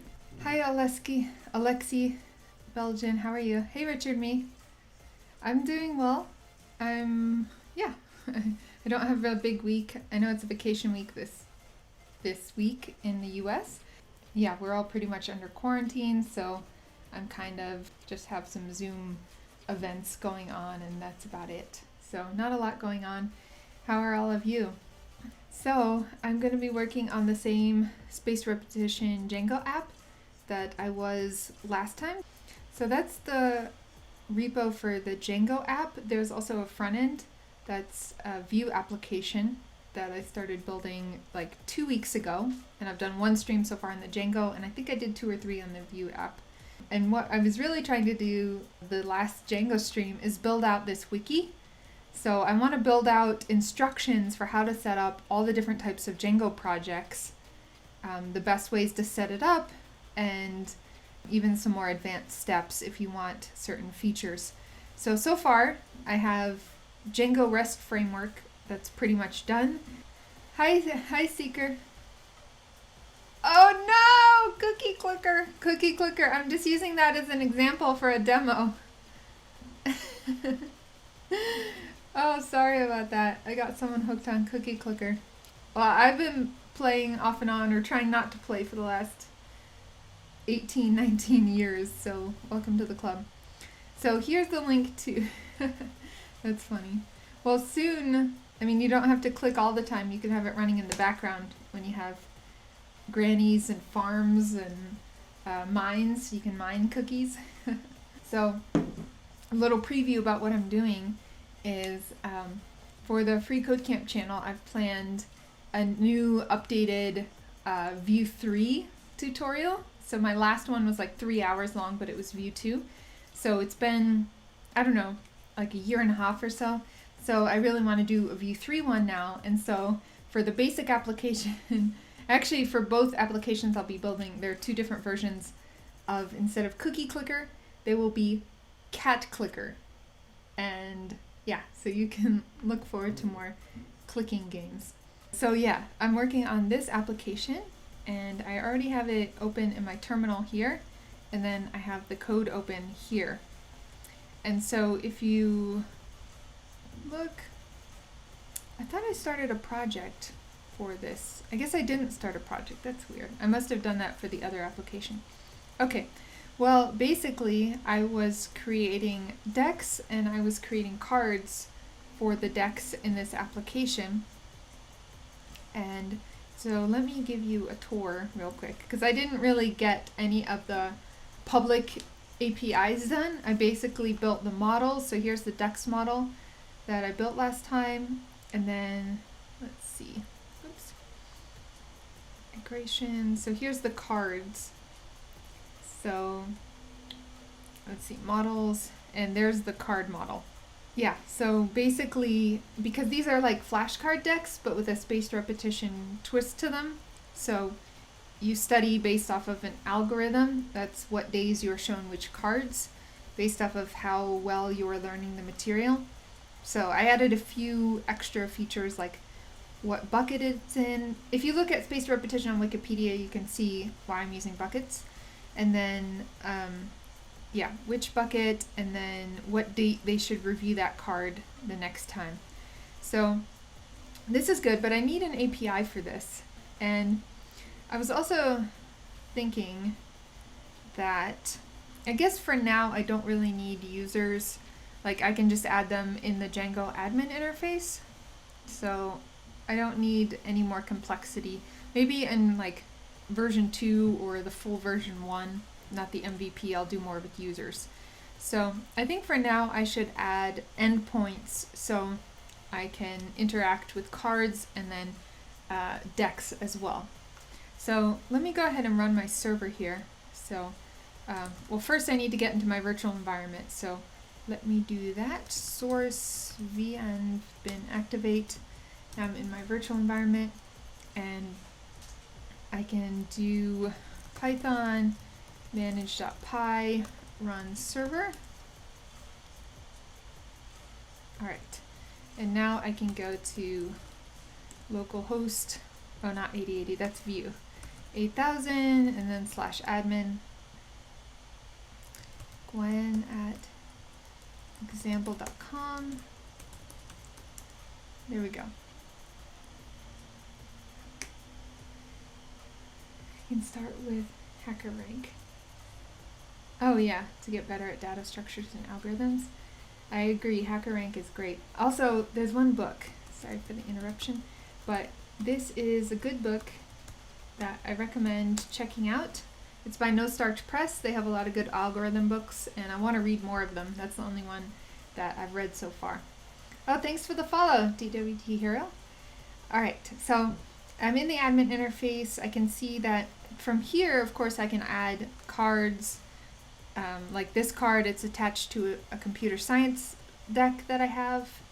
And if I go to deck, I can see I have a computer science deck. It's basically the title, description, and I'm not choosing cards here because I can just create the cards here and assign them to a deck right now. So now I need to make the API for this. Of course, this is a Django REST Framework API. But thanks for the follow, Shadran. Okay, so let me start off with decks. I think that's the best place to start here. So leave decks open, close all the other ones. And now, let's see. Models, okay, so models, oh yeah, I was going to define more methods, that's fine. And so I need URLs and I need views. I don't have anything here in the way of URLs. So I'm actually going to go to the Django REST Framework documentation because I want to use their built-in router. I'm just going to start with the simple router, and then as I need nested routes, which I'm going to need nested routes because I want to add cards to a specific deck. So I'm going to want something like, well, to start, I'm going to do let's see, decks, and then decks /ID. So decks will is the resource endpoint, so I'll do like create. So I'll do post request to create a new deck at the decks endpoint. And then if I want to update or delete a single deck, then I can go to the resource or the item endpoint. But eventually I want to have also decks /deckid /cards where I can just add a card to a deck here. I think that would be the best way to do it. If, yeah, the book is great. If someone else has a better idea, then I can take more ideas as I go along. So here, first I need to do my imports. So I'm going to come to the Django REST Framework documentation, And no, let's see, API guide, views, routers, here we go. So this is basically what I want for the simple router. I import it from REST framework. I register the router. I register the endpoint that I want on the router. And then I set my URL patterns to these router URLs basically. So I'm going to copy this, paste it here. I'll actually paste this documentation here. Yes, this is on my GitHub. So here is the GitHub for this project, and also if you go to my Faraday Academy GitHub org, you can see that's the wiki that I'm making to set up, for how to set up Django applications. Thanks for the follow, AMDW.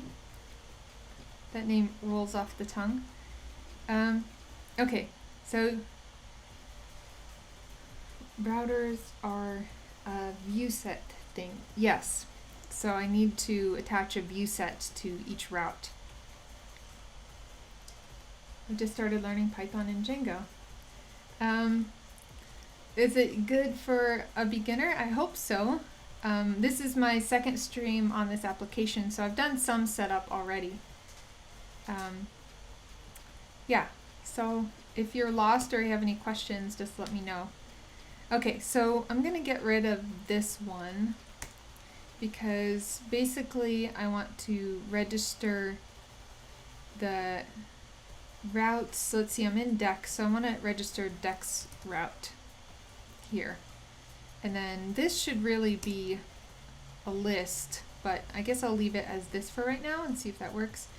I always make it a list. But, okay, so user view set, I do need to import that now. So let me import, I haven't made the views yet, but I will. So I'm going to import from, let's see, views, import, I guess Dex view set. And this will be Dex view set. And that will be at the Dex URL, and then I need to create a basic view set here that I can build off of. Thanks for the follow, Sachin55. Alright, so I need, let's see, view sets. Okay. Basic example for a view set. So here's a view set that extends viewset.viewset, viewsets.viewset, but there's also, yeah, and basically if I want to use this class, this simple viewset class, which is a little bit of an abstraction, I can use these 5 methods for different types of calls. So if I want to list objects, create, retrieve, update, partial update, or destroy. I've never actually used partial update. Maybe I will in the future. Okay, and then get permissions, make extra actions. Don't need that right now. Additional HTTP methods, don't need that. Okay, and then here, the API reference, here are all the different types of view sets that I can extend from. I think what I'm going to do for right now is create a model view set, because then I can just pass the model that I want to use for this view set, and it will handle the different types of actions for me. And then I can pass the serializer class. So it doesn't have, okay, it doesn't have a serializer class, so I guess I'm going to have to create one. And so viewsets.model viewset, I need to import that. So I need to import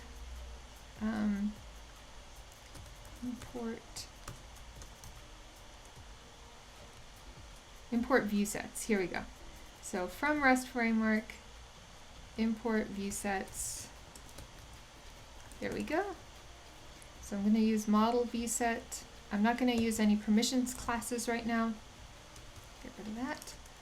Oh, I have Scrivener open for some reason. It's taking over my hotkeys. Okay, query set.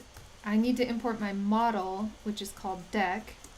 So I'll do deck.objects.all import from models import deck. And now this view set, why is this highlighted in yellow? Now this view set will use the decks and take care of some of my requests for me. So I'll see if this this model view set is enough for me, or I might have to change to a different type of view set. We'll see. What makes a view set better than a generic or regular view? Yeah, there are, and it does get confusing. So if I need something basic, I always go with model view set. And then I really don't use generics in the REST framework because I feel like my needs are met either by using viewsets.viewset if I want to define different functions for all these things, or something more basic, like I said, I use model viewset. And then the other one, where is it? API. There is not the read only. Oh, it's not in viewsets, that's right. But there's another one that I use. I basically use just a regular, I extend from a regular API view class here if neither one of those things meet my needs, if I need more customization associated with it. So, hi Darth Millennial. This app is a spaced repetition app. If you've used Anki, then it's similar in concept to that. Of course, Anki is so robust and been built out for so many years, but yeah, that's basically what this app is doing somewhat. Okay, so what was I looking for? Oh yeah, I need a serializer. So I need to make a serializer. Let me see. A serializer class. I think I have to go into APIs. There should be serializers. Here we go. Declaring serializers. REST Framework import serializers. Yeah, so here I can do this. I think that's all I'm going to need. Yeah, and then I can add different functions for different types of things if I need to process the data. But I think I can just use this for right now and see how it works. So,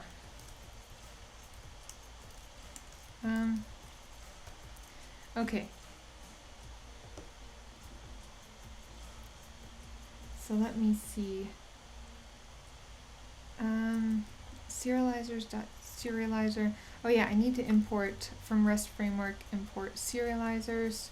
So let me go here. Serializers, that's good.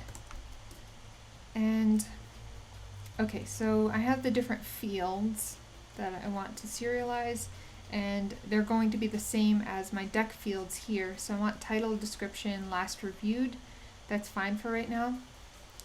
Actually, I don't even want last reviewed because that's something I'm going to be adding. So yeah, for right now I just want title and description. And let me see how that works. So title and description, and then get rid of that. So these are, they're basically the same thing. So char field and text field.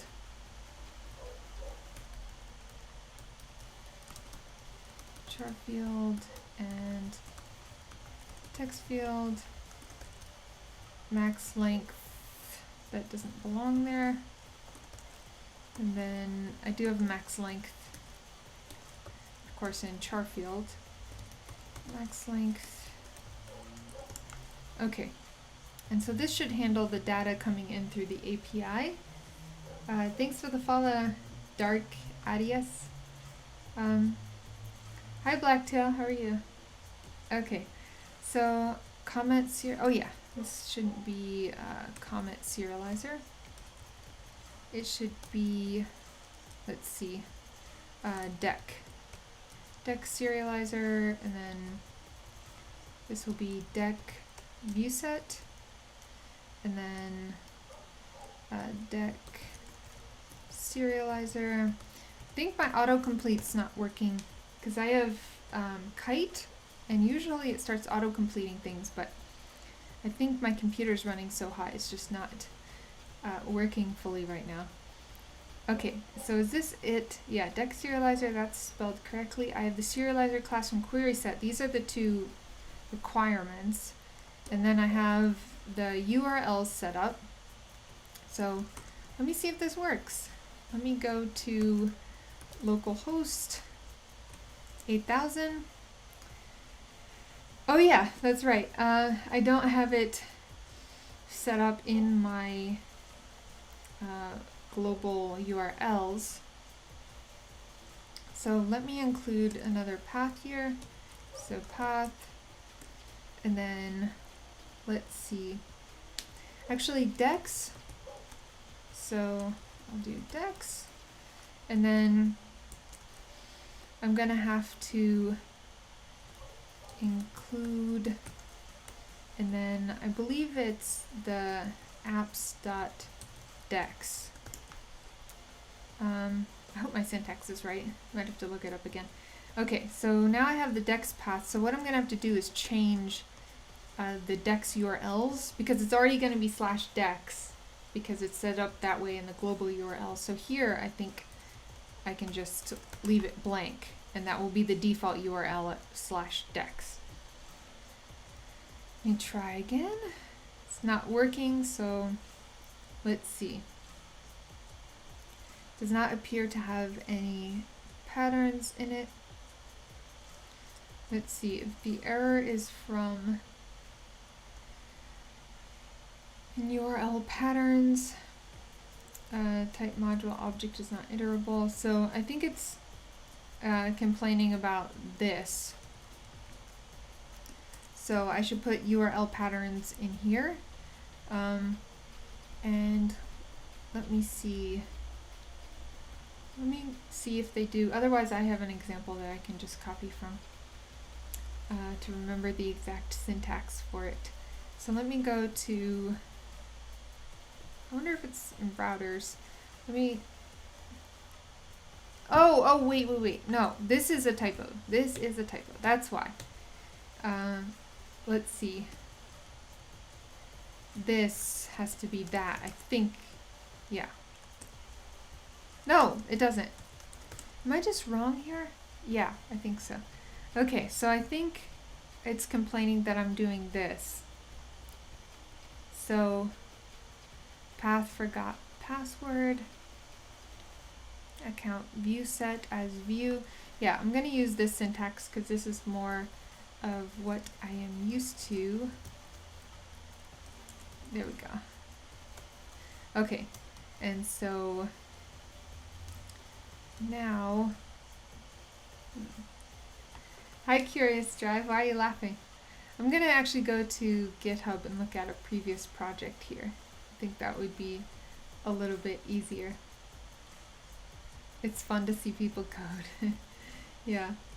Let's see, what project have I done in Django that I have on here? Oh yeah, this one. This is a while ago. This is also Django REST Framework, and I have different apps, tasks, users, utils. Let's look at projects. I think I have public APIs for this. Yeah, I do. Oh, that was it. Yeah, include router.urls. Okay, so let me do this.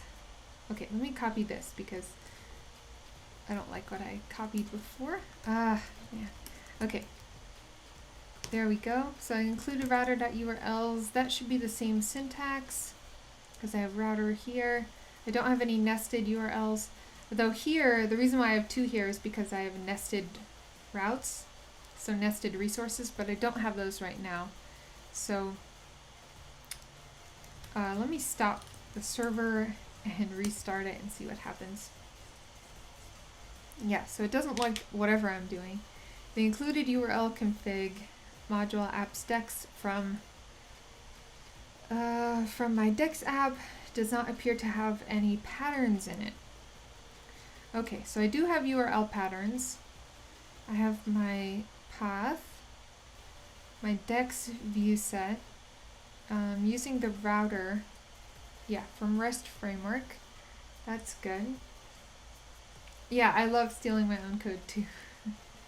Hi, begin bot.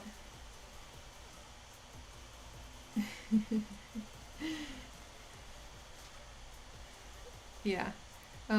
It's nice when I have a lot of repos to look back in, because then now when I forget something, it's like, oh, I did this, 6 months ago or a year ago or something. Okay, so I have dex. Oh, I think this is just spelled incorrectly. So should I call it dex view set? I think I should. And I think in my views it's called deck. Deck, so I guess I'll just call it that.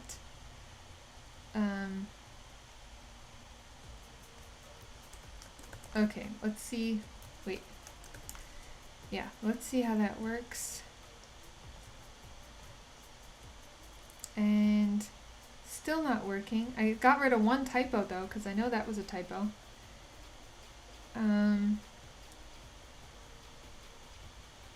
Let's see. Serializer, dex serializer, dex view set. So I have dex view set. Now if I go into here, it should, I have dex view set here that I'm registering. Simple router from routers. Is that correct? If I go, let's see. Yeah, I'm using REST Framework nested, so I'm importing a different router. But I'm still using simple router. So maybe my syntax is wrong. I think it's a different router if I'm not using nested, right?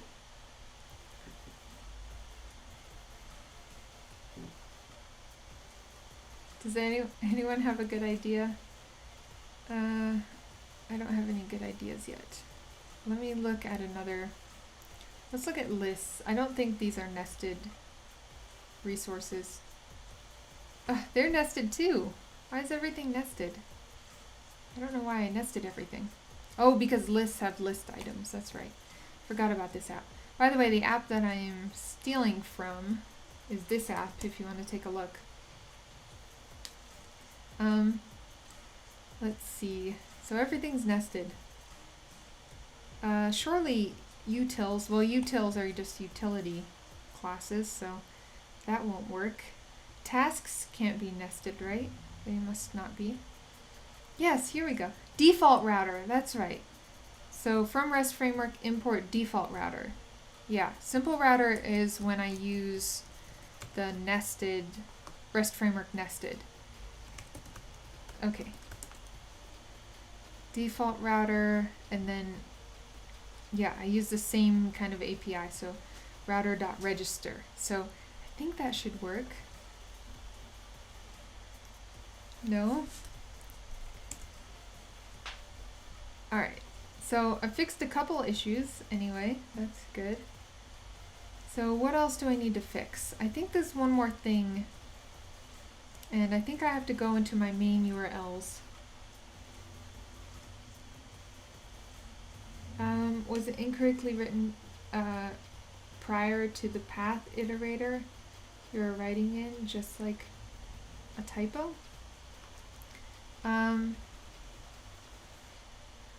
You mean in these? Was it incorrectly written? Yeah, I fixed two typos so far, but I think maybe my paths, is that what you're saying? My paths are incorrect? Because I think they, yes, that's it. Okay. Man, I should have known based off of the error that that was wrong, because it's saying that apps.dex doesn't have any URLs. So it's because I need the URLs file here. Okay. Alright, that's fine. Please work.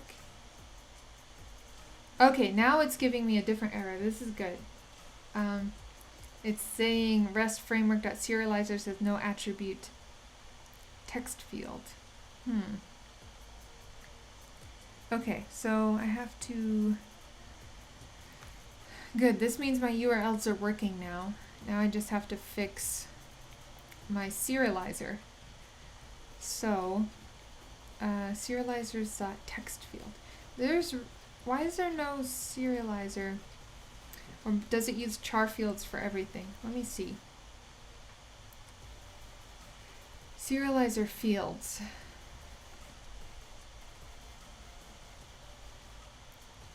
Let's see. So in the documentation, string fields. So I have char field. It says I have text field too. It's slug, UUID, file path, IP. Then I have all of these fields. Alright, so it looks like I'm going to borrow again. Why do I have so many open? So I think I have 2 of this project. Let me close that one.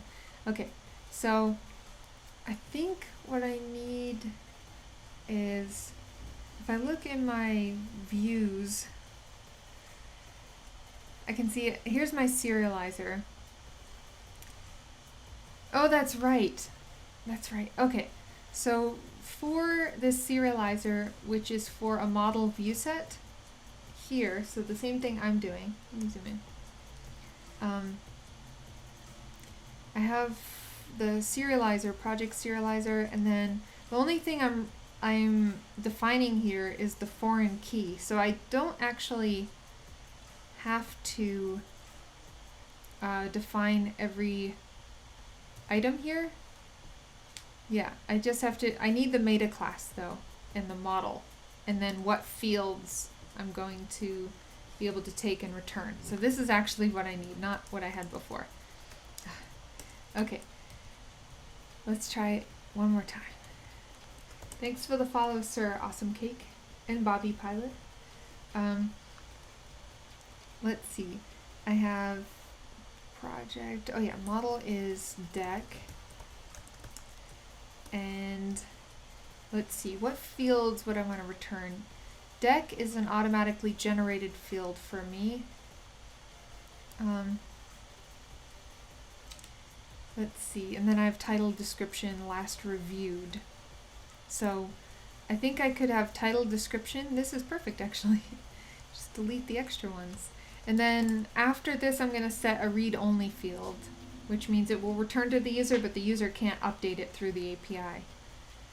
So I have these 3 fields. Let me first see if this is working. Path is not, name path is not defined. Right, because I'm not importing it. So let me go here, and from, let's see, Django, let me open URLs. Okay. And I don't need, oh, I do need include. Okay, so include wasn't defined either. So that was another issue. Alright, so now let me try. Oh, good, good, good. So now, if you see option 4, the REST framework is telling me that I have Dex here. Sweet! Dark Millennial, do you have a CS degree? No, I don't. I have some college credits toward a computer engineering degree, but I never did get my degree. Although I am planning on going back to college next year and finishing my degree not just for coding, but because I want to get into more research and things like that. So I think it would be good to have a degree for where I want to head in my career. So it's kind of late, like, 5.5 years into my degree, into my career, I'm gonna be going for a degree. But yeah, I think it wasn't a good move for me at first, but I think it's a good move for me now to do that. Not late at all. Yeah, I did need to learn a lot, I think, before, and work on my attention and focus and some other things. But yeah, you're right. I'm not late. I am just on time for myself. Learning to program in their 30s and 40s. Yeah, we had one student who was, I think he's 50-ish. I don't want to overshoot his age, but I think he was, and he got his first job. So I totally agree that people of any age can get into it. So here I have dex, and I'm going to do /dex and see what happens. Sweet! Awesome! This is great. So there's an empty array here because it's saying I don't have any dex. I wonder why. Because I do have a deck in here. Like if I go in here, it's saying I have this computer science deck. So that's interesting. Create must be implemented. Okay, I think because in my, let's see, I think I should do it, I think I need to do it in my serializer, or should I do it in my view set? Let's see. You have a CS degree in Anki? Really? Like, you mean all of your study cards from a CS degree in Anki? That would be awesome to see. You have the same hairstyle as me. What hairstyle? This is like slicked back, no effort hair. Let's see, what was I? Now I'm distracted. Okay. Oh, right. So I need create. Oh, right. So here I have list. So because I'm doing view sets, this is the model view set though. So if I do model view set, do I need created here to create a project? So let's see. I need to define create. And for a model view set, let me look in the documentation. So if I go first, because I know I can define create on the serializer. Not there. But I think I need to go into, to see the created method, I think I need to go into my view set for the type of view set that I'm using. So I'm using model view set, so let me go here. Woolly mammoth. Is your name from having a lot of hair? I will probably grow it out. It seems like I grow it out and then cut it and then grow it out and then cut it, and I just can't decide for some reason. Okay, so here's my model view set. Get query set. Permissions. So why is it complaining? The actions provided by the model view set are list, retrieve, create, update, partial update, and destroy. So I think that, I guess I need to create a create method on here, but I feel like I didn't have to do that in the past. But it says create must be implemented, not, because I'm getting this not implemented error. Let's see. Execution, get response. Views. Sends self.create. Space repetition, not implemented, create must be implemented. Okay. That's fine. I'm probably doing some things wrong. Let's see. Model.deck. So if I did implement a create function here, cutting without growing. I guess you could do like laser removal or something. I'm sure people have done that on their head before.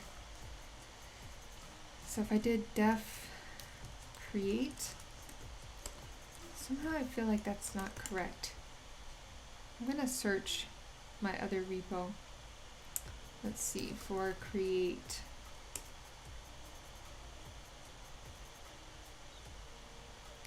Here we go. Apps users. Oh yeah, I remember I had to build this in here. I'm doing the same thing, model view set, and then that's right. I felt like this was wrong. Okay, so I need to put this in here. Def create, and then what am I returning?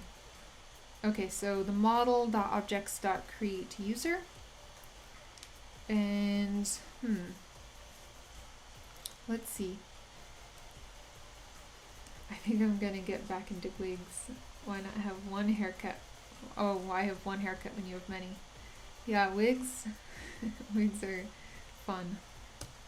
The only wig I have though is to make me look like Spider-Gwen. But yeah. Anyway.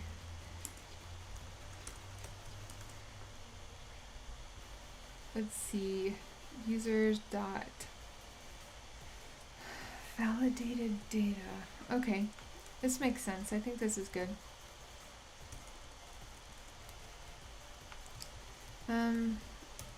So this will be my model deck dot create.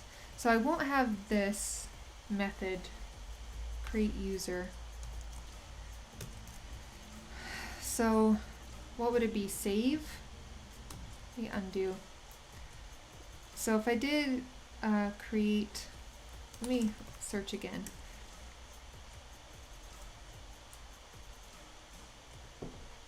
Oh, these are all just migrations and comments and stuff. Yeah, that's the only time that I needed it. Maybe I haven't been in stream of late. I need to come. Oh, begin bot. Alright. Okay, so deck.objects.create user. Why am I having mind something right now? Something's wrong with my mind. Okay, so sub.objects.all. I probably need to go to the regular Django docs for this. And if I go here, good. I'm attempting to become unbuggable. How are you going to become unbuggable? That would be hard.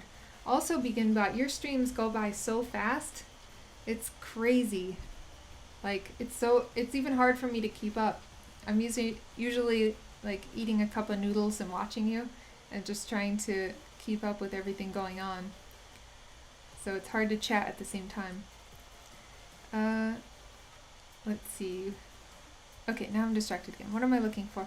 Oh yeah, I need to look at the ORM. So where are the ORM docs? Why is it showing me like these? Nope. Okay, well, anyway, let me look for, I guess, model and see if that gives me better docs. Models API reference. Query set API. I can't keep up. All bugs is features. Then I get it. That's good. Hi SFB Tredin something. Thanks for the follow. Okay, this document describes the details of the query set API. Yeah. I know. Okay, entry.objects.all, but I want to save. Okay, so entry.objects.filter. entry.objects.all.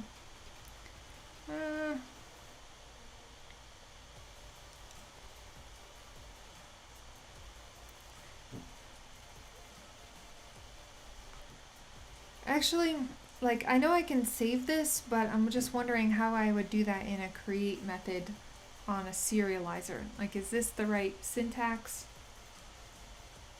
Is everyone just watching and just as confused as I am? Okay, so I'm gonna search here, and if I remember, the search on here wasn't... Oh, okay, well, this might be what I want then. Or maybe not. Nope, doesn't look like it. Okay. I thought maybe I got lucky, but I guess I didn't. Alright, bye Woolly Mammoth, have a good day.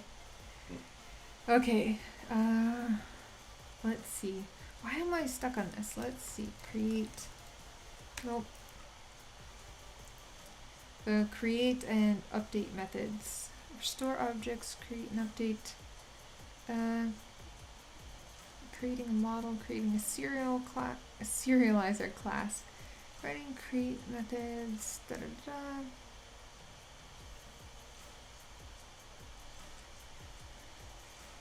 Serializers dot, yeah, def create. Yes, this is what I wanted. Okay, so it's just create, that's it. All right. So yeah, because it's a special class for create user, or a special method for create user. Hi Richard Me. This return the model instance. I think I want to define create, and I think I also need list actually. So I have update, create, but I'm not going to use update on, I'm not going to use update on the resource. I'm going to be using that on the item. I wonder if I still define it here. We'll see.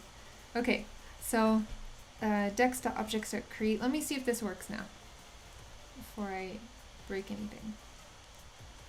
If it's already broken, maybe. Okay, so HTML. How come I'm not getting the fields here? Let's see. Well, at least my server's running and not crashing. That's good. So here, of course, I can't post. It takes 0 positional arguments, but 2 were given. Okay, so I'm getting closer. You know, something's right. So I need, oh yeah, here. I need to take self, right? I need to do self, and then what was the other one? Let's see, validated data. Here we go. Yeah, that makes sense because I'm using validated data and it has to come from somewhere.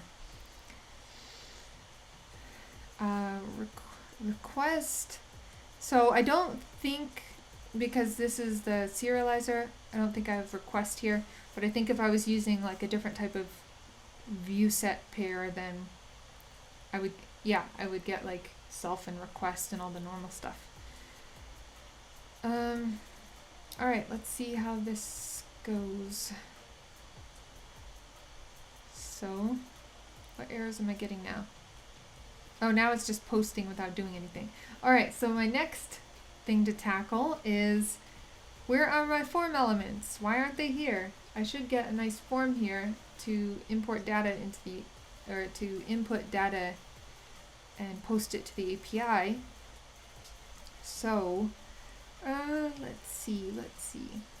So if I go to my, by the way, if you just joined, this is the repo that I'm working off of. This is the wiki for setting up Django apps that we set up last time. And now, oh, I think I closed the window that I had open. That's okay. I'm going to get back into my other Django app so I can steal some code from it. I think it's not free code. Oh, this one's another Django app that I made. This one. Let's see. Apps, and then, yeah, I want to see what I have in my serializers here. So I can probably use almost any of these. Let's see. This is for students submitting assignments. Let's see if I can do that. This might be nested on students. Yeah. It's an empty file because I think it's nested on users, so each user will submit their own assignment. But maybe volunteers would work. Nope, there's not even a URLs file, so I know there's no views in there. What about waitlist? Views? Nope. Alright, one more try. Let's go to lectures. Yes, okay. Yeah, so here's the view set. Permission class, don't know why I commented that out. Okay, so I have fields here. And, permission class is authenticated serializer view sets. Model Oh! I think I should use the model serializer with model view set. I think that would be better. I think I use the regular serializer when I'm using an API view here. Okay. Alright, let's try this again. So I have serializers, model view set. This is just like a create. I don't need to do anything else with this data, so I really don't think I'm going to need it. So let me get rid of that. Let me, just for consistency, I'll make this a tuple. Why not? Let me change this. Oh wait, to, okay. So I have fields, lectures view set, lectures to objects to all. Yeah, I'm doing the serializer. Yeah, so everything is the same. Let me see if that works, because it makes more sense to do model serializer. Alright, one more try. Confirms form resubmission. Yep, here it is. Okay. Now I have this here. And, okay, and this is giving me my post error. So let me try to make a new deck here. Golang. And description, language study, post. Oh, sweet. Awesome. So it shows me that, you know, I get a 201 created, shows me what I posted. Now if I get, yeah, it shows all of the decks that I've created, including these empty decks. So I must have just been creating decks whenever I was clicking. Oh, when I had the blank form clicking post, it was for some weird reason letting me create decks. That's weird. Let me go in here. Actually, I should be able to delete. Because I have a view set here, let me get rid of this for a second. Okay, because I have a view set here, it should be able to, I should be able to go to an item endpoint and delete. How do I get to an item? Oh yeah, I can just take the item ID, so like ID2 and put this in my URL up here.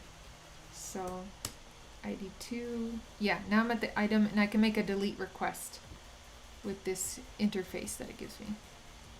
Okay, so now it's deleted and now I can go up to item 3 and do the same thing. Delete. And really it shouldn't be letting me enter in data with a blank title because that's required, so I don't know why it's doing that. That's weird. Yeah, title and description are required.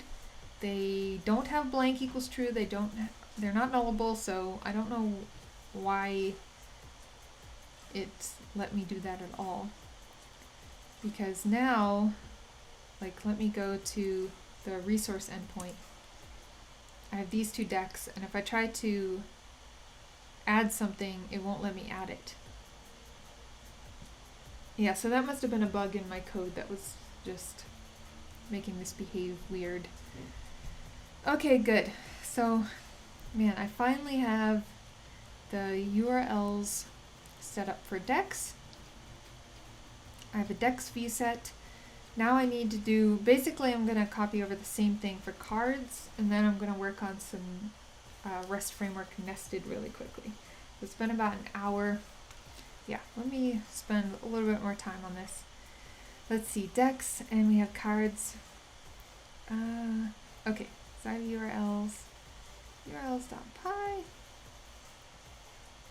Alright. Oh, nope, I don't want that. Okay, I actually want the dex URLs and to post them here. So for cards, I don't want any nested resources on cards because a card is just gonna, be its own cards. But one nice thing about Django REST Framework is that when I set up their router, it gives me /cards and it gives me the item endpoint too with ID. So it creates all those operations for the different endpoints for me. Okay, before I forget, let me open URLs here. And yeah, this one. And let me import this one. Let's get cards, include cards. Okay, sometimes I think it's a really good thing I live stream because otherwise I would forget all this stuff. You don't necessarily set this stuff up every day, even though I work in Django pretty much every day, especially next week. Starting next week, I'm going to be working in Django at least 6 hours every day. So yeah, that's going to be fun. And hopefully it'll make me an even better Django developer. So, hi Ryan K. Hawkins, thanks for the follow. And I've already been working in Django pretty much every day for the last year. And I've just, really started to like it. Anyone else in the chat a big Django fan? Or most of you kind of checking it out or learning Django, or where are you at? Okay, so I have cards here. I'm going to create some quick view sets for cards. Default router.register dex. This will be cards. Everything else is the same, so that should be good. And then if I go into views here, so let me go into deck views and just copy this again. It's pretty much the same thing.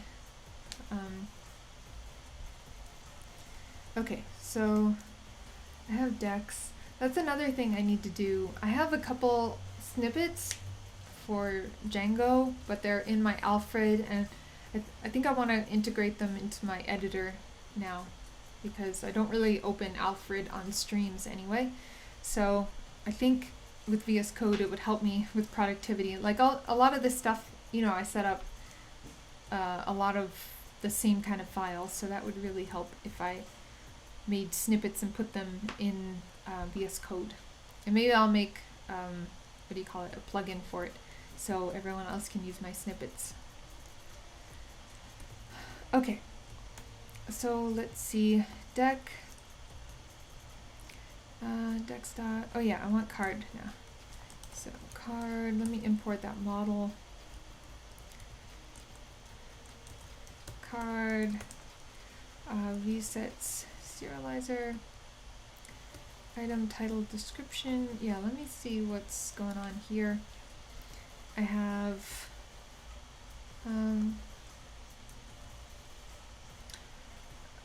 buckets. What should I show? Buckets is automatically generated. It gives you a default of 1, so that's going to be a read-only field for the user. Next review at, last review at, that's calculated on server side.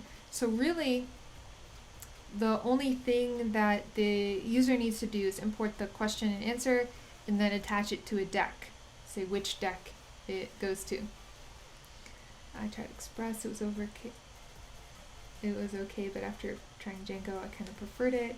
I was then building full stack Django apps this week. Cool. I started looking at the REST framework. so that I can use the JS framework as a front end. Yes, that's exactly what I do. I always use a Vue.js front end, unless there's a specific client that wants something else, then, you know, I'll go along with the client, but otherwise I choose Vue and Django. Yeah, Flask, I used Flask for years, and then, like I always say, I got tired of setting everything up, so now my first preference is Django, unless I'm doing a microservice or something else. Hi Yusuf, thanks for the follow. Let's see, deck question answer. That's what I need. So I'm gonna have to do some special things for deck. And card is required to be part of a deck right now, so that's not an optional thing. So let me get rid of that. Get rid of that. Okay. So I'm gonna change this to question and to answer. Yeah, SQL Alchemy, not my favorite. People have been saying it's gotten better. Really, I haven't used it for like a year or something, but I'm sure I'll run into it again.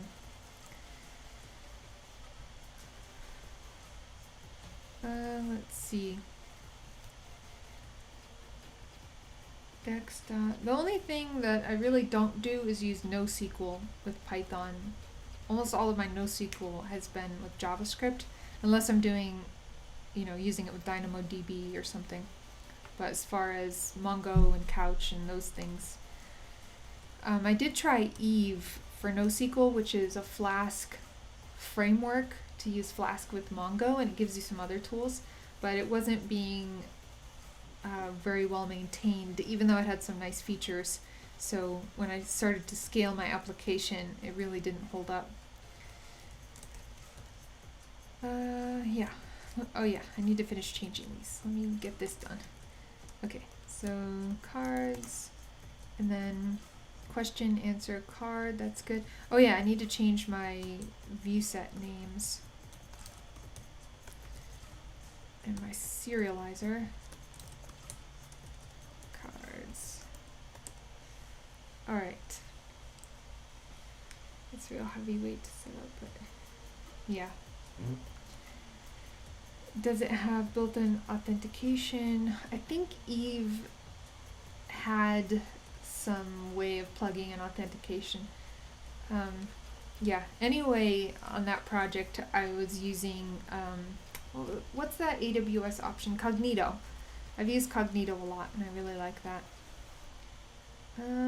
It seems to work a little bit better than Auth0 and some other options.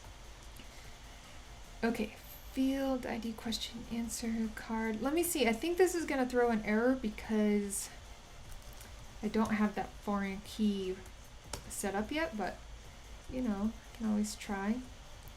Oh, path cards include invalid syntax. I think this is in, I forgot to look at what file it's in, but I think it's in my URLs. Yeah, I don't have the comma dangle there, so I'll just go ahead and add those. Hi Igor, thanks for the follow. Okay, so I have my comma dangles. Okay, cards is not defined in my query set. That's right, because I don't think I'm importing that. Get rid of that. From models, import. Oh yeah, card. That's right. Okay, my server's caught up. Good, so I am, when I make a get request to cards, that's working. And I can see I can get the only card that I've created so far. I do want it to return which deck it's in, so I'm going to have to do that. Let me see if this actually posts a card. Let me just do test 1, 2, 3, post. Nope, yeah, I need a deck. The foreign key relationship violates not null constraint. So I think what I need to do here is, I think it's post card. Let's see, card. No, dec, because it's a foreign key. So dec equals, and this will be serializers dot something. Let me look at that. Oh wait. This is the serializer. Foreign key API guide. Serializer relations. I think this is inheriting one serializer from another. Or maybe it's talking about foreign key. String related field.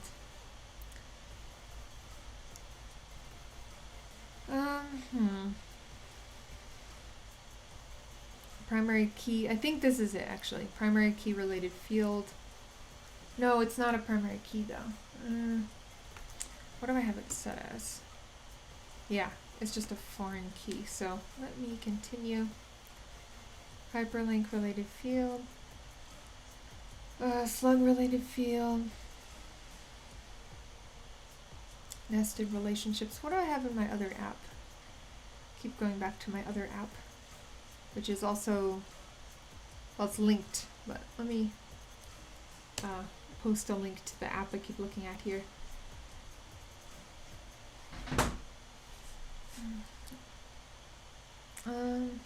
Okay, so I need a foreign key related field. Let's see. I think, let's see, what other apps do I have here? I think I did this on, let's see. I can't even remember.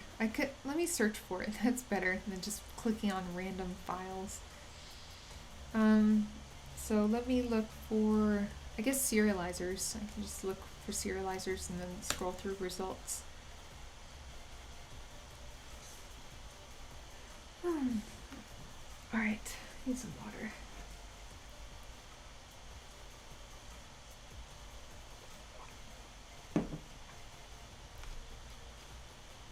Okay. Serializers, model serializer, char field. All right, so which app am I in? Free Code School Indie. I think it's actually in my other application. Sianu. Do I know Django REST Framework? Are you talking to me? So at work, up until now, we mixed a few Django REST Framework APIs in, but we've done mostly full stack Django. But the new project that I just started is Django REST Framework with a separate JavaScript front end, and I'm so happy about that.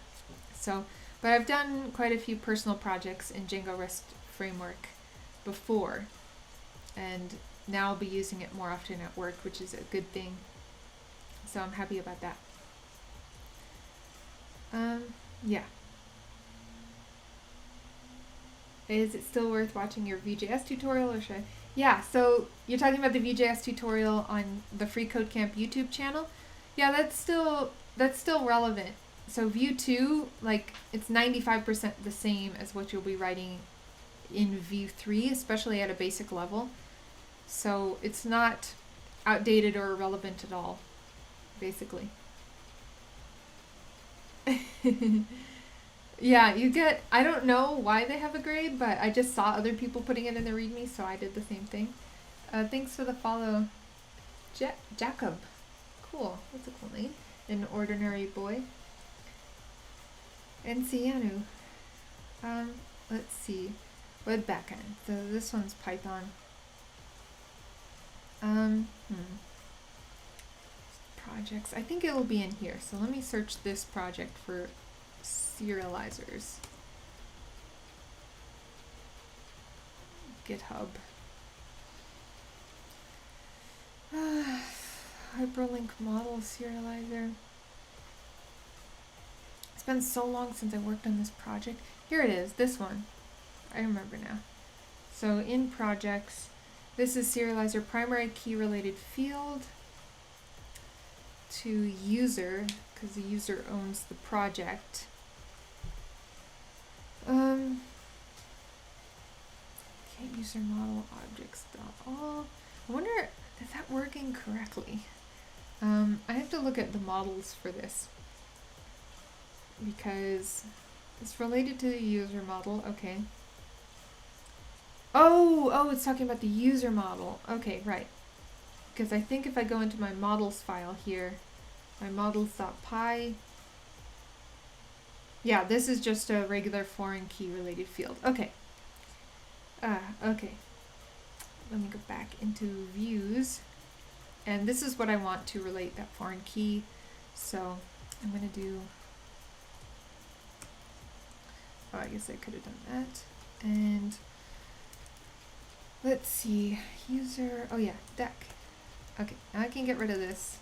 And the query set will be deck. Let's see, the highlighting isn't great here, but that's okay. Deck.objects.all. Alright, cool. ID answer, and then I think I want to put that in here. Let's see, ID title user. Yeah, I want to put that in here. So let me put deck, and I think that's good. Created at, updated at. I can't remember. Did I create a utility for created at and updated at? It doesn't look like I have utilities yet, like a mix-in. Okay, so I'll have to add that too.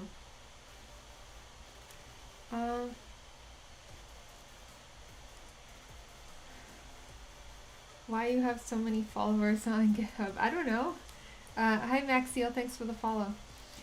So it's just over the years. A lot of it is because of all the blog posts and YouTube videos I posted on the Free Code Camp channel.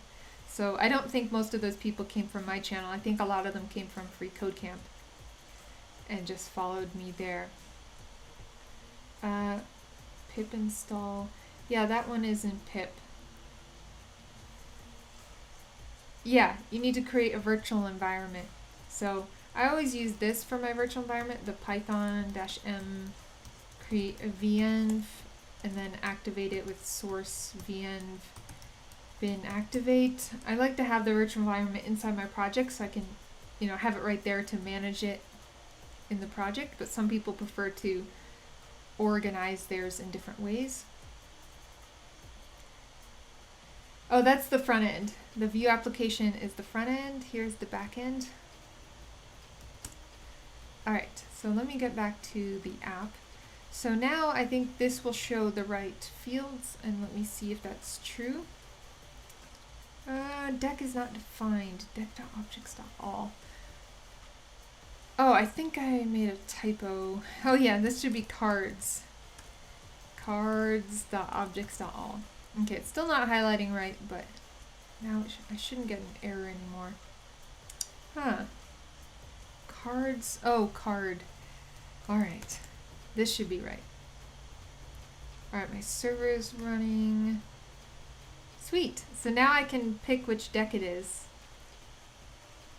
Oh! This is dumb. Okay.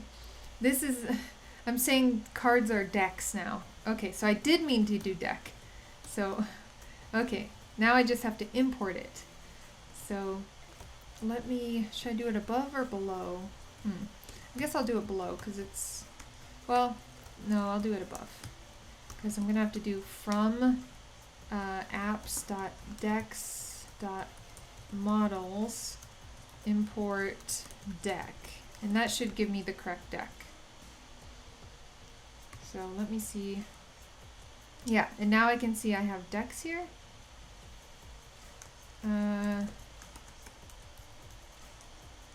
Answer. Okay. Okay, cool. Now I created my first card via the API. So if I get, now I have all the cards. So I guess the next thing would be to get cards that are just associated with a particular deck.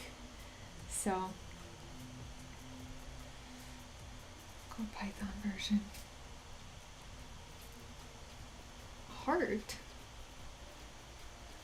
Oh, you tried to do less than 3. Okay. Yeah. my local Python version 2.7. Yeah, you need to get Python 3. Python 3's been out for 12 years, so there's really no reason for anyone to start a new project in Python 2, although there's a few old men howling at the moon online that, like, for some reason like Python 2, but mostly we should all be using Python 3. Thanks for the follow, Newton Apple and Halt and Catch. Alright. Okay, so now I have these. Let me make a project board because I feel like I'm getting a little bit disorganized here. So, okay, that's a different app. So the app I'm working on, Space Repetition Django. I need to create a project board and yeah, dev tasks. That's what I always call it on these open source projects. I'm going to create my own columns because I don't like all of the boilerplate. Yeah, I'll just call this to do.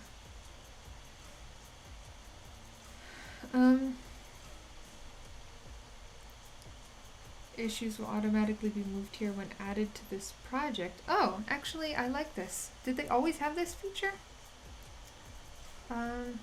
This is the first time I'm seeing this. Alright. Move pull requests here when they are newly added. Alright. It will automatically move here if an issue is reopened. Alright, I'm gonna try all those things. Okay. I'm gonna do in progress.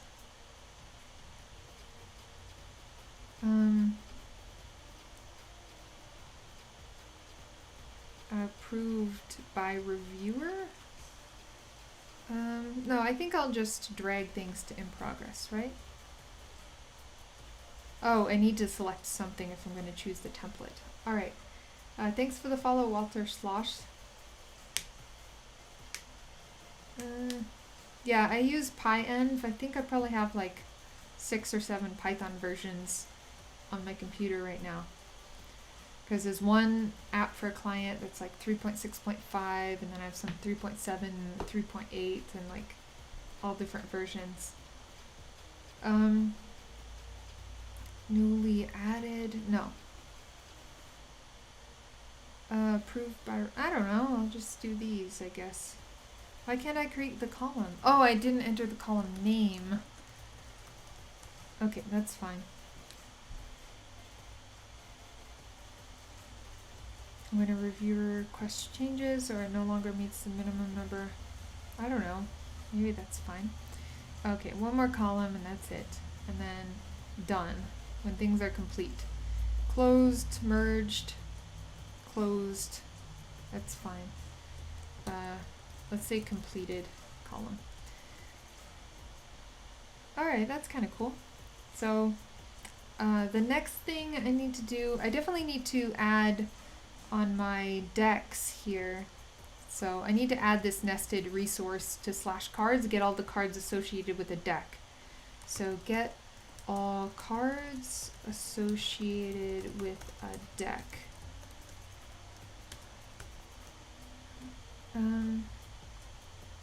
Add, and then I can put more details here. So if I convert this to an issue, then I should be able to, let's see, add URL and oops, create view set to handle filtered cards, I guess. Yeah. Add a URL. Oh, nested resource in, let's see, apps/decks/URLs. So I'm gonna have to add, what is it? Django nested, something like Django REST nested, that library, whatever it is. Okay, so now I have that issue open and I have a card for that issue. No, you don't. What was the new thing that came out in Python 3.9? I can't even remember. I need to look into that more. I came out with some new updates. If you go on Hashnode, there was a really good, one girl wrote a really good blog post about all the new things in Python 3.9. So you should check out Hashnode. Hashnode is like a site with a bunch of different bloggers on it. It's kind of cool. I actually get a lot of developer news from there now. Okay, so this is what I have so far. If you want to take a look at my project board. And again, here is the Django setup wiki that I've had for this project. I will be streaming again Thursday morning, and we are going to work on this, and I need one more task to work on Thursday morning. I feel like that's only going to take like 30 minutes. So what other task do I need to do here? I think I can also make a utilities. I think that would be a good thing to make. Create utility class, and my models will basically inherit from this utility class for timestamps. So I'm going to do created at and updated at for all for all models in the system, so I know when things were created and when they were updated. So that will be pretty easy to add too. That shouldn't take too long. So if I do those two things, and yeah, I don't know. Anyone else have any more ideas here? I feel like this could be ready after Thursday to connect to the front end. So again, if you look at the front end, there's the front end for this application that I worked on for a couple live streams. Oh yeah, this opens, I had Brave open and now this is Firefox. So, alright, that's fine. So, let's see. Oh, I'm not logged in here. Public source. What was I looking at? Oh yeah, this is the front end. So I've made quite a few commits here, and I think that this, I didn't write the README. Why didn't I write a README? So I do have a project board on this one on the front end, and I have some cards that I need to fix, but I think a lot of them aren't to do with the functionality. Fix display for cards to study on deck page. Okay, so there is some problem with the functionality then. So I'll have to do one more stream on the view side and then connect the both of them. So I'll have to plan that at some point. So now let me, or maybe next stream I could do, you know, if I finish up with the Django thing, I could jump over and do some view tasks too. So let me take, hi Tubholm, thanks for the follow. Let me take this and go ahead and push it to GitHub. Okay, I just modified files. I think that's all good. The app's running anyway, so that's like the basic thing. Has to be running to push it. Okay, so git commit -m.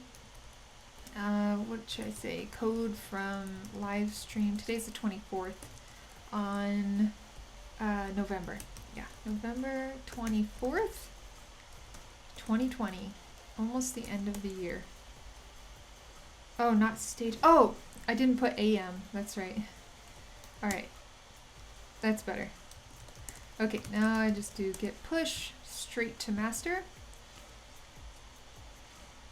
And now, oh yeah, let me look at this. Why does it say 5 days ago? That's not good. Spaced repetition Django. Oh! Oh, because it wants me to pull. I must have, I'm guessing I updated, yeah, the README. Okay, so I changed the README last time, probably after this stream, and then I forgot about it. Alright, let's try to push again. Thanks for the follow, Kimmy Bird. Alright, so that's pushed. Now it is live. Sweet, now it shows 1 minute ago. Perfect. Hi everyone, good morning, how are you? Alright, so I'm going to be working on this Django app, this Django, not the Django setup wiki, but the spaced repetition app that I was working on Tuesday, if you want to follow along there. Just put a hat on. Morning here. Alright, so I'll get started on the Django app. So I'm in my spaced repetition Django application in this folder, and I'm going to do, well, first I'm going to get into my virtual environment. I'm going to say, yeah, I'm going to open this in VS Code. Alright, so I'm going to continue with where I left off last time. I did some URLs and hi Forgo, how are you? I also worked on the views. So I actually made a project board last time too, so I'm going to go ahead and look at that. Dev tasks. So I wanted to do a nested resource with DRF, or Django REST Framework nested, that library. And then I also want to make a utility class for created at and updated at timestamps on that I'm going to import into the models. So first, I think I'm going to do this one. This one's going to take longer. This one would be much easier. So I'm going to, let me pull up the Django REST Framework documentation. And then the API guide. Let's see. Views, no, it would be URLs, routers. Here, this will say customize the advanced third-party packages. Oh, nested router, here it is. The Django REST Framework nested routers, DRF nested routers package provides routers and relationship fields for working with nested resources, which is exactly what I want because I'm nesting cards inside of deck/deck ID, so the related cards. Hi Yasir, how are you? Okay, so this is the Django nested routers package. Nested routes installation, this is what I need. So I need this package DRF nested routers, but I am using Poetry, so I'll do Poetry add DRF nested routers. Okay, so I installed that package. And now I can actually just run my server. Alright, that's good. And now quick start. Domains, yeah, this is just showing what I can and can't do from with domains with this package. Okay, this is how to set it up, but I know I need to, I think I missed a step. Because I have installation, but now I need to register this package. So I think it missed that in the documentation. So let me go to settings.py, no Python interpreter, to enable features. Why is it recommending Python 2.7?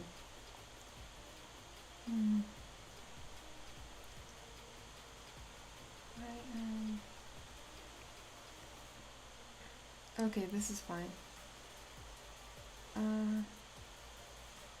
PyEnd, sorry, 3.645 bin Python. Okay, that's fine. Pylint is not installed. I don't want Pylint, I want Flake8. Winter Flake8 is not installed. Alright, I installed it. Poetry is it's like a pip alternative. It's a package manager, but it also can handle your virtual environments and do some other things for you. Like it creates this poetry.lock file and this PyProject .toml file with your dependencies and the dev dependencies and the versions and stuff. So it was much better than my old way of like pip, doing pip install, pip freeze, and having an unmanageable dependency file. Okay, that looks good. Installed Flake8. That's good because it'll give me warnings. Now it's saying Flake8 is not installed. Alright, that's fine, I don't care. Anyway, I need this package here. So installed apps, these are the apps, so I'm gonna do it right here. REST Framework nested.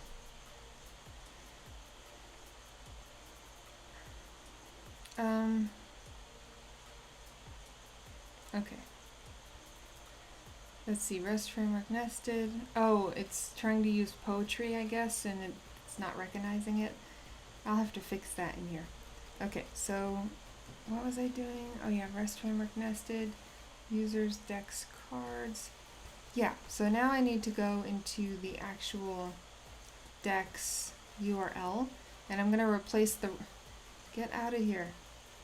I'm gonna replace the URL here, or the router here, from the default router, but instead now I'm going to import it from REST Framework nested.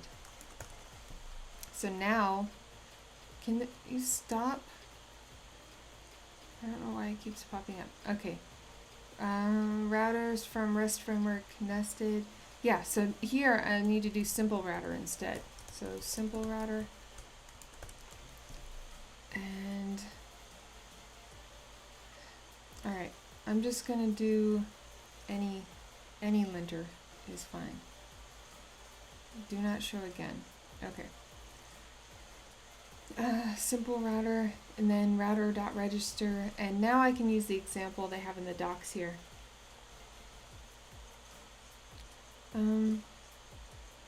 Let's see, import routers, router, simple router. Okay, so I registered the domain the same way for the root domain, but now I need to register a nested domain. So, baseline is optional, needed only if the same view set is registered more than once. Right. Okay. So, gonna get rid of this to clean it up. Okay, and now I need, this one's gonna be cards.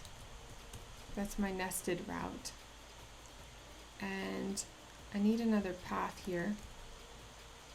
And that will include the same thing except my router here. So I'm gonna change this to cards router.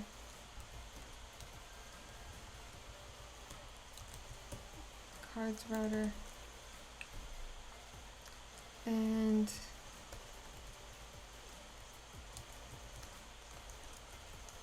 cards router.urls.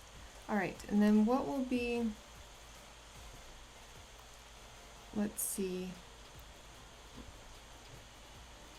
why are there two? Let me just see.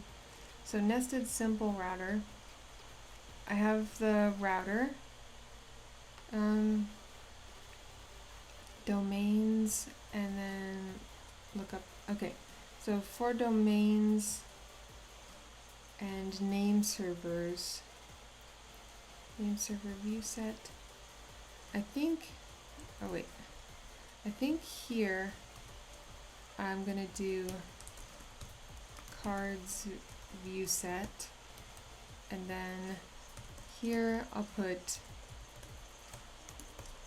let's see, when I'm registering the route I should put the endpoint here. So I think here I don't need anything. I can leave this as an empty string, and that will give me my correct nested route. Okay. So I think this is correct. The only thing is I don't have this view set yet. So first I need to import it, and then I need to create it. So I'm gonna do class cards view set, view sets dot, let's see, should do model view set. Let me go to the Django REST Framework docs.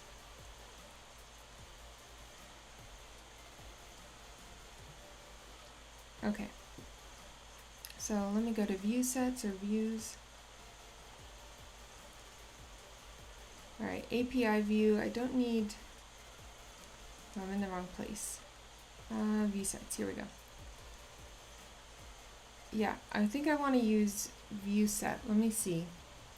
Because then I can make a list function and define how I want to return the card. So I think that's what I'm going to do.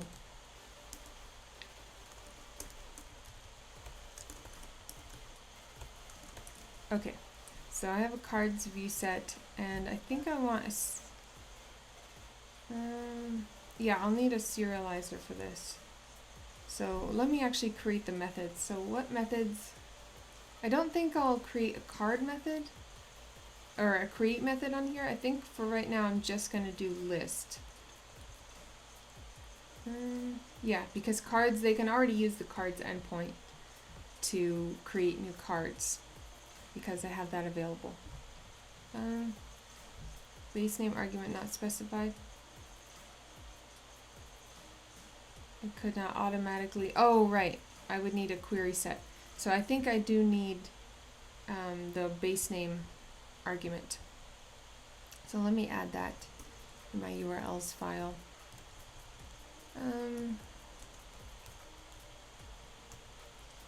Base name equals... let's see. Deck cards. That's fine. Lookup.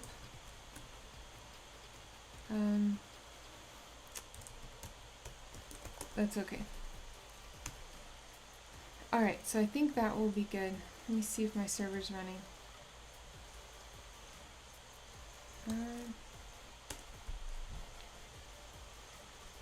Okay, now let me go to localhost 8000, and I can go to, of course, cards should still be working. Yeah, I still have my cards. I can go to a single card. Okay, so that all still works, and now let me try to go to the decks endpoint.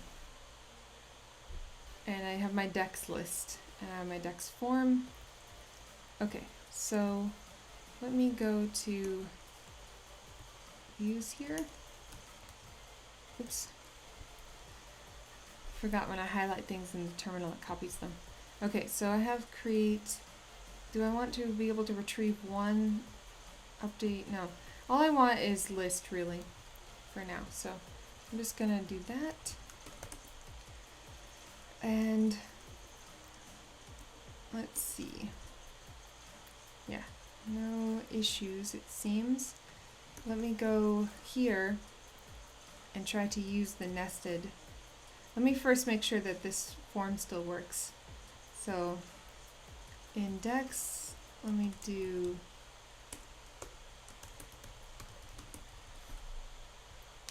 post that. Okay, so that posted, and I can see it. It has its own item endpoint. I can see it in the list of decks. Now let me try to go to a nested resource. So 6/ so deck number 6. Actually, I'll go to a deck that has cards. So I think deck number 1/cards. Got an unexpected argument cards. Right, because I haven't handled the primary key in my view yet. So, let me see. Cards.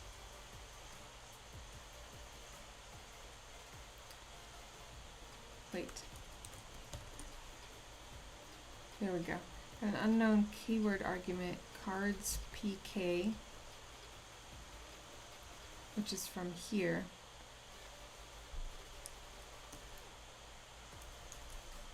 So I think, I mean, do I need, I think lookup is required though, but let me see.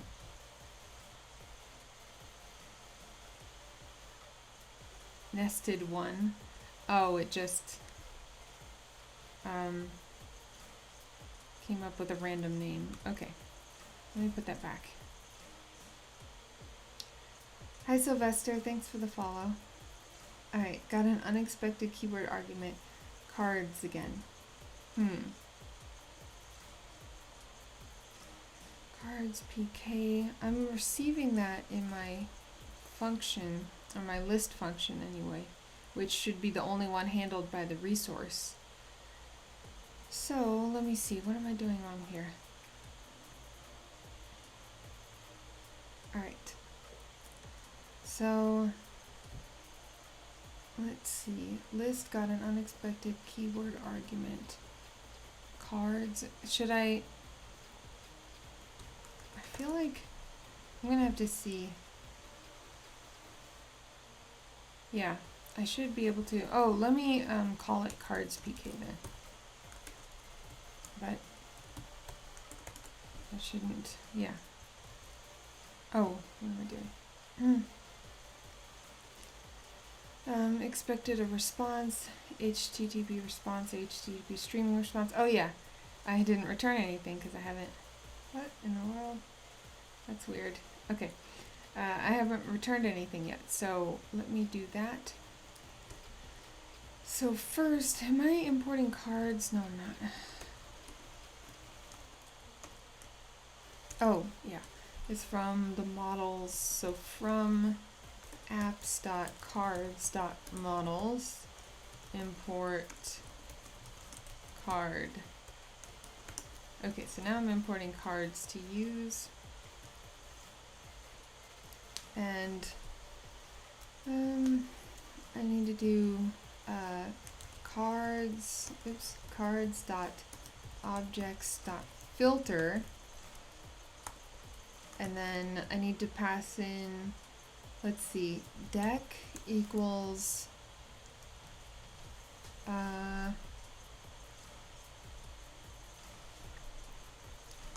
I guess it'll be, that's really the deck's primary key.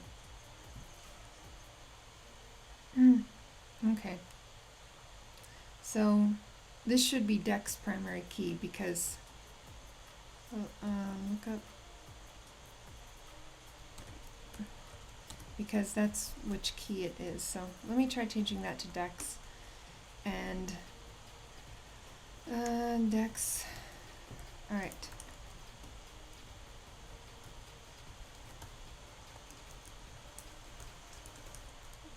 Okay, so that should give me my cards, and then let's see.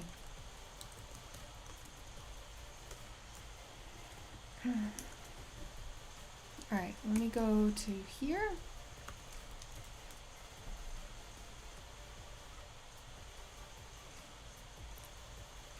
Okay. User. Oh yeah, it's setting serializer. And then response.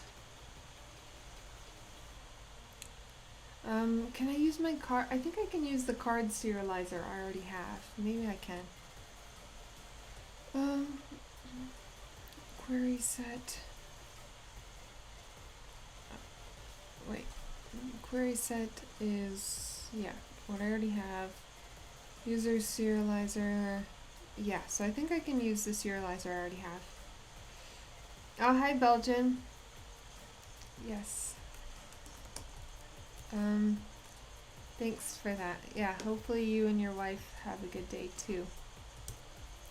Not really doing a lot today. Let's see.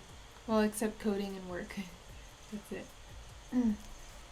What was I doing? Oh yeah. So I think I can use card serializer. Let me open views inside of cards here. Oh, remote Thanksgiving. That's actually interesting. Like via Zoom, or you have, no, you don't have those little cameras on stands that they have in remote meetings now. Like everybody has their face on the camera. That would be kind of interesting for Thanksgiving. But I guess you can just have the computer screen on the table with you and kind of see all your relatives or whomever. Thanks for the follow, Samu. Alright, so I do have a cards serializer. So let me, oops, import that here. From apps.cards.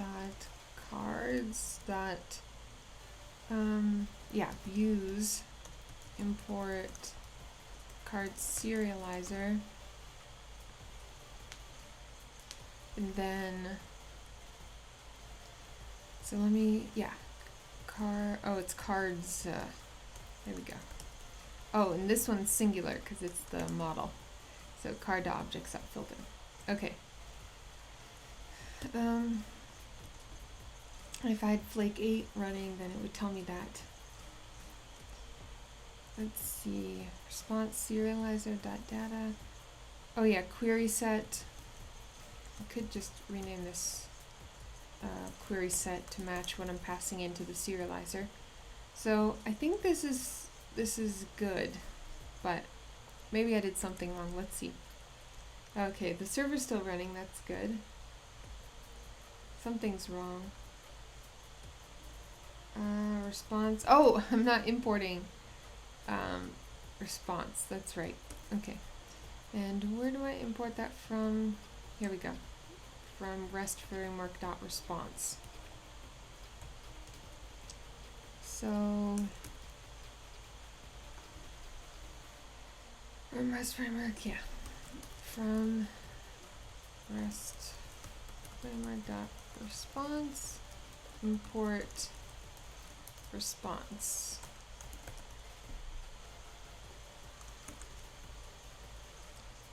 Alright. Sweet. Yay, it works. That wasn't too hard. Alright, so yeah. So I'm just reveling in this for a second. So this gets all the cards associated with a deck. So I'm at deck with ID 1 right now. If the one I just added, the blockchain deck, if I go to that deck at ID 6, it has nothing here. So I think this is good. I just want a list. I don't want any other options, and you can see there are no other options for me to do anything else here. If I do, let me go back to deck 1 because I actually have a card in there. So let me see if I can actually go to card/ID. No, I can't. Yeah, and I don't need to get an individual card from a deck, I don't think. Because I can just get that from cards. Thanks for the follow, W. Robertson. So I think this is done here. So I'm going to drag this card to done. By the way, if you just joined, then here is my repo that I've been working out of. I'm going to drag this card to done and should autocomplete. Let me click on the card and close issue. Yeah. Okay, so the issue is closed, and now I need a timestamp utility class. So I'll have to make a utilities app for this. Yes, I do.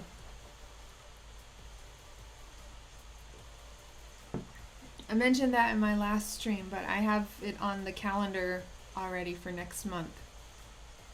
I'm planning to do GraphQL and a few other things. Okay, so I need to create this utility class. Let's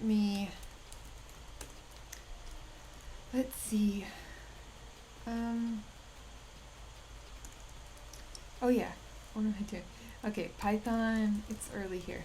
Manage.py, and then, oh wait, I need to create the directory first. So I'm going to call this utils. So inside of apps, I'll make a utils directory. Utils. Thanks for the follow, Melon. How are you?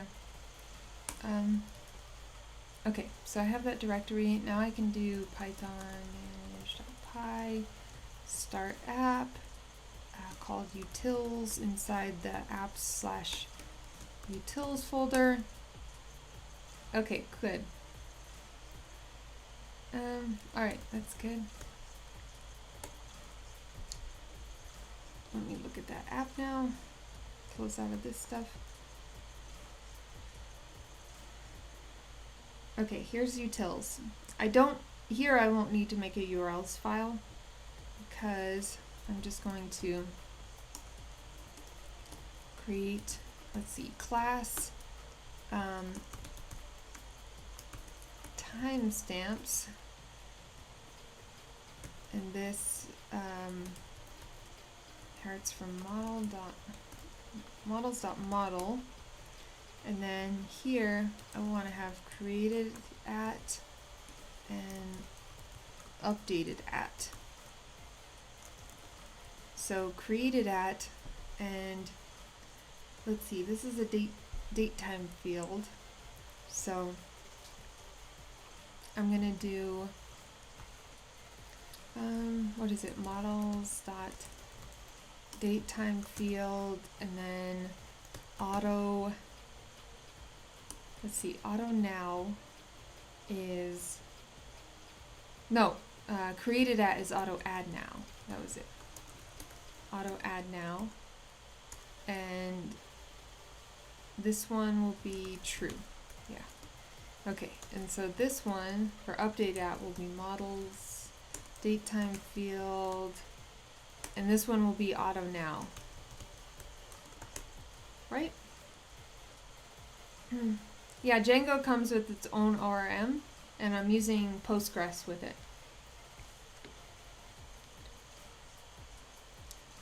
I'm planning on doing GraphQL with Django, but I could also do it with Node. I've done it several times with Node in the past, but I don't really have much experience using Django with GraphQL, so that's why I'm interested in doing Django with GraphQL this time.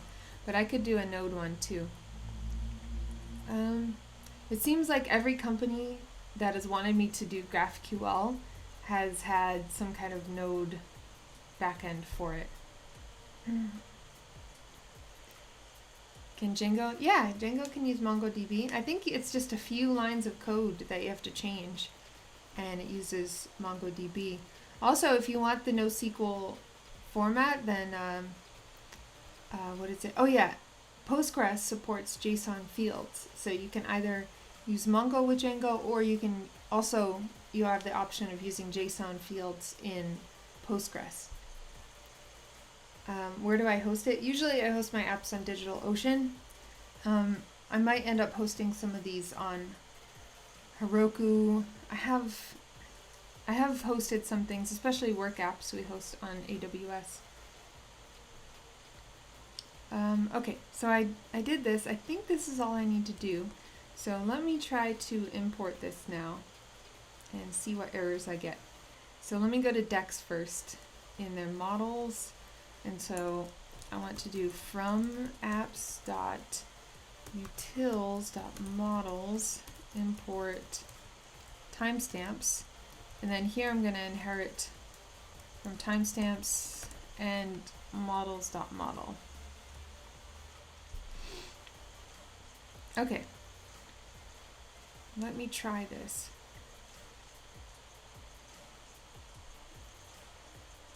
Hi, Frank is programming. Thanks for the follow. Oh, real quick, I'm working on this app on that GitHub. So it's a spaced repetition app in Django. I already kind of built the front end for it. Not a great front end, but it's a mostly working front end for this app in Vue.js, which you can see at that repo. For the Node GraphQL app, I will almost certainly use Vue.js. Yeah, that's what I've chosen to focus on whenever I do front-end applications, and just kind of get good at one framework. Although now it's a little interesting because I'm using React at work for the front end, so kind of interesting diving back into React again. Okay, so I did that. So now let me see if I can make a migration for it. Manage.py make migrations. Yeah. Okay. Got an unexpected keyword argument. Auto add now. Okay, I thought my syntax might be a little bit off. Let me go to Django auto add now.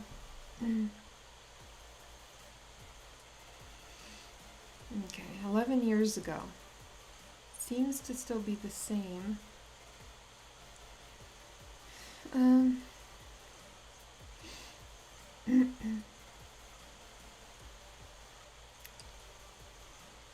Yeah, I don't know if I should be looking at answers from 2009 or 2010. I guess they've been updated. No. Okay. I want the official docs. Why can't I get the docs? Wait, deprecate auto now and auto add now? That didn't happen. Yeah, because I've used it in Django projects recently. Let's see. Vue plus Apollo. Yeah, that's probably what I'm going to be using for GraphQL. Almost certainly. Let's see. Auto. Auto now add. Oh! This is what I'm doing because I got this mixed up. Okay. That's right. Okay, so that was just backwards. Hey, thanks for the follow, R. Caranzo. Alright.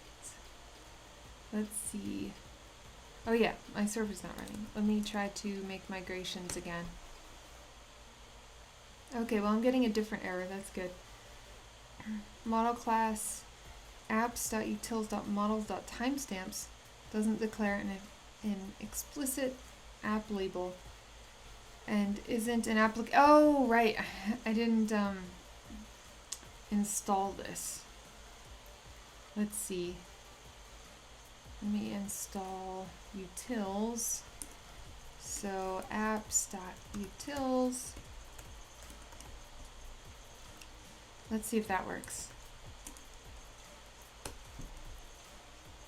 Yeah, thanks, Code Django.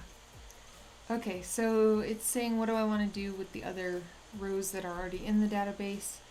I want to provide a one-time default.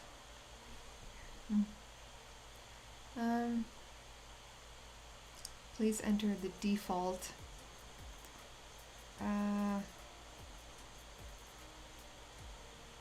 Time zone, I guess timezone.now is fine.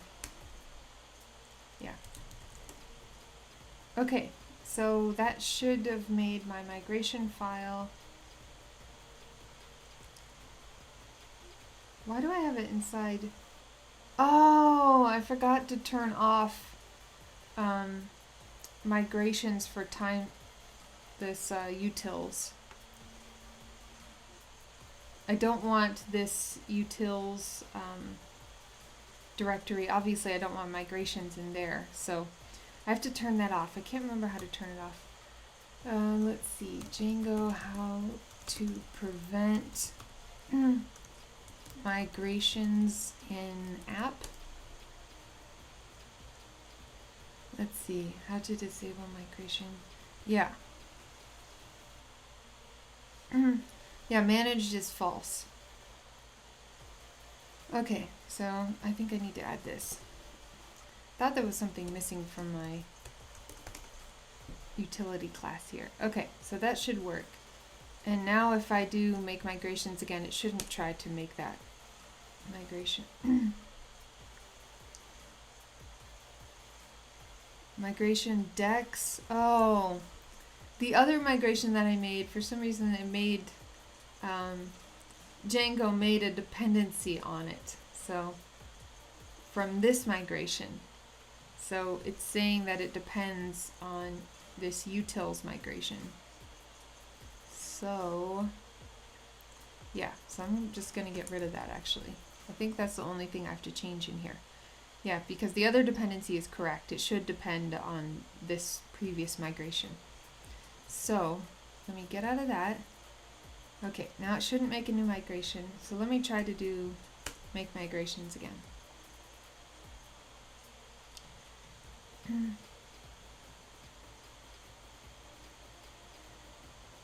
Utils isn't installed. Let me see. First, let me go ahead and go into cards before I forget. And go into these models. And then I go here. Thanks for the follow, Isopun. How are you? Alright, so I imported timestamps. And let's see. Oh wait. Timestamps. Okay, so now I've got this set up here too, so it should work with cards. Let me just get rid of this migration and start over. Delete. Yeah, because I haven't ran any of the migrations, so it doesn't matter. Okay, now let's see what happened. Card.deck. The field deck clashes with the field deck from model utils. There's a deck field and utils.timestamps.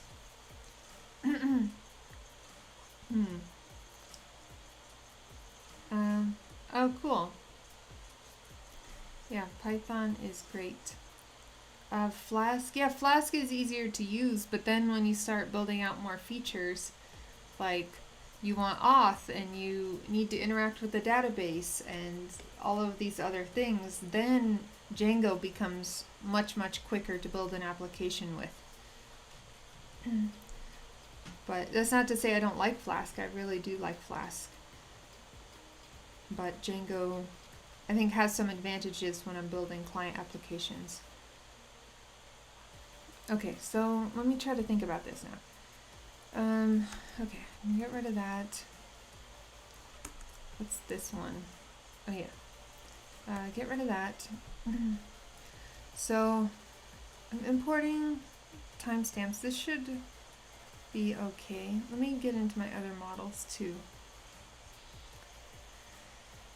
I have a foreign key with deck. I'm importing timestamps for created at and updated at fields. Yeah, there are plenty of packages for Flask, but I'm saying you have to set them up yourself and you have to just choose every single thing that you want. It's kind of like React. Like if you use React on the front end, then you know you have to choose what's your state management, what's your router, what's every single thing you do. Whereas with Vue, you can just set it up. All that stuff can be set up right out of the box, and you can just start coding. And of course, Django is even more batteries included than Vue is. Basically, gives you a way to do everything. Let's see.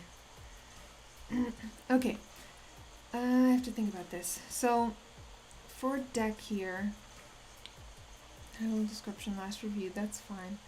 And then cards is pretty much the same thing. It's complaining about the foreign key. Field deck clashes. Yeah, there shouldn't be a deck field on utils.timestamps. That just isn't there. That's created at and updated at. So I don't know why it's saying there's 1 second.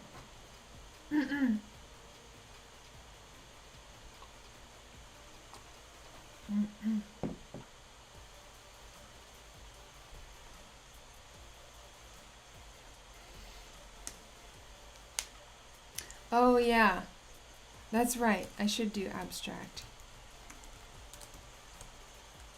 Abstract equals true. And real quick, I want to see if this is how I did it on my other project. Because So many decision makers. There are not many constraints. Wait, undo. So then you're saying, yeah, that would make sense if I can inherit from timestamps because timestamp is already inheriting from model. Okay. I'm not sure. Might need to fix my other project too. So, by the way, this is the project I'm working out of, but I have another one, just real quick. I'm going to look at this other Django app, and I'm pretty sure, let's see, no, I think this one is more complicated. Let me go to this Django app. Here we go.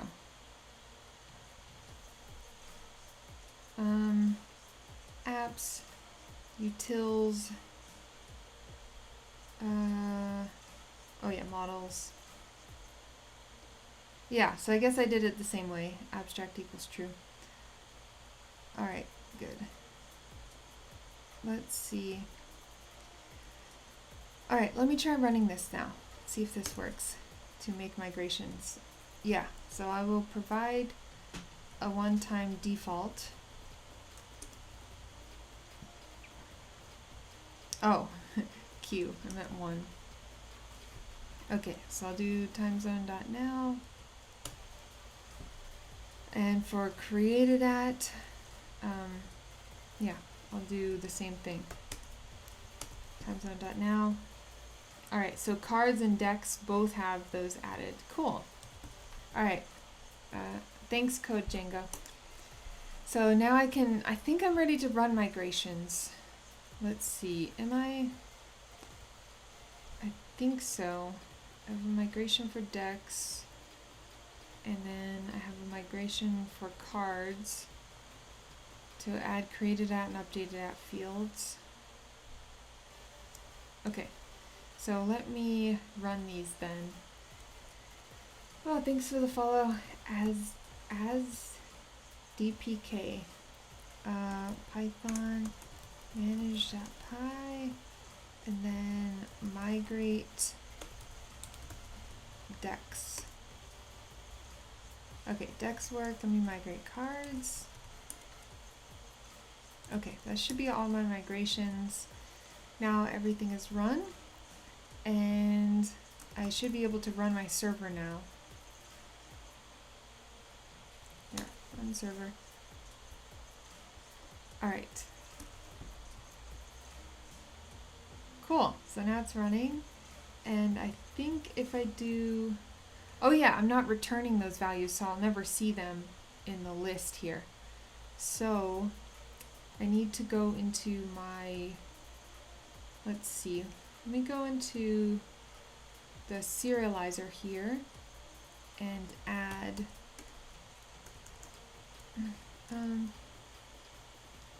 let's see, I'll add created at and then updated at.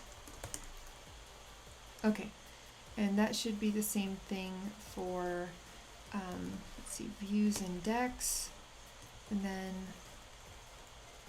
I can do yeah, start here, created at and updated at. Okay, and let me see if that works. This should return those fields. Yep, and it returned those fields. Of course, I could make them a bit prettier, at least when it returns the values, but I think I'm going to leave that alone for right now. Okay, so let's see, what am I doing here? So I did this. That was pretty much, those were all the tasks that I had to do. I think the rest of the work is really on the front end for this. So if I go back to code, let me push the code that I wrote so far. Okay, so I can do Python. Let's see. No, not Python. What am I talking about? Get status. And did I? Oh yeah, because I installed a new dependency, the REST Framework nested dependency for nested routing. Sorry, my brother just texted me. Okay, so model views, models URL. This all looks good. And then I added these. Why is VS Code? Yeah, I want to ignore the VS Code, whatever I'm doing there. So let me add that to get ignore here.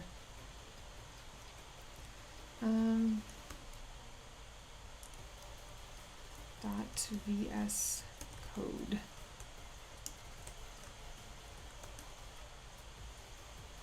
Okay, so now that should, yeah, that's grayed out now. So it will be ignoring it. Apps utils. Okay, everything else looks good. So I'm gonna just add everything. Commit. Live stream on, what's today? It is November 26th. On November 26th, 2020. And then I'm going to push to master. Okay. Yep, and then it updated 10 seconds ago. Alright, so there's the repo that I've been working off of again. Yeah, so I think that's the last thing that I would like to do is come up with more tasks that I probably want to do on the back end. So right now, I mean, the functionality that I wanted to get working pretty much works. So I have cards and decks and all that sort of thing. So, yeah, I have, you can see my decks. Oh, I'm not running my server. Python manage.py run server. There we go. So I can see a single deck, or I can see an updated deck. Oh, that's one thing. One thing I do need to update real quick is, hi Yak Oso, how are you? Thanks for the follow. That's one thing I do need to update though. If I go to cards here, let me go to the cards model. So I do have bucket, and I don't think I'm showing this anywhere. So I think I want to show which bucket a card is related to when I return the values. So if I go to the serializer here, I have ID, deck, question, answer, created at, updated at. So I'm just going to add bucket here. Kind of a chore type thing. Let's see. So now if I go to, let me go to deck number 1 again, and then, not bucket, cards. Yeah, so now it shows what bucket. And the bucket, if you don't know, spaced repetition learning is like how often you are going to review that card. So if it's in bucket 1, that means you'll be reviewing that card every day. If it's in bucket 2, then you'll be reviewing it after 3 days. Bucket 3 is 7 days, bucket 4 is 16 days, and bucket 5 is 30 days. Okay. And based off of, okay, so I do have to add a couple things, because based off of the bucket, that's the date that you need to study it next. So I guess the next thing to do on this app is, let me, oh yeah, go to projects, dev tasks. I need to be able to, at any given day, I need to be able to pull the cards that I need to study in a particular deck on that day. And that will come from the field from this next review at date.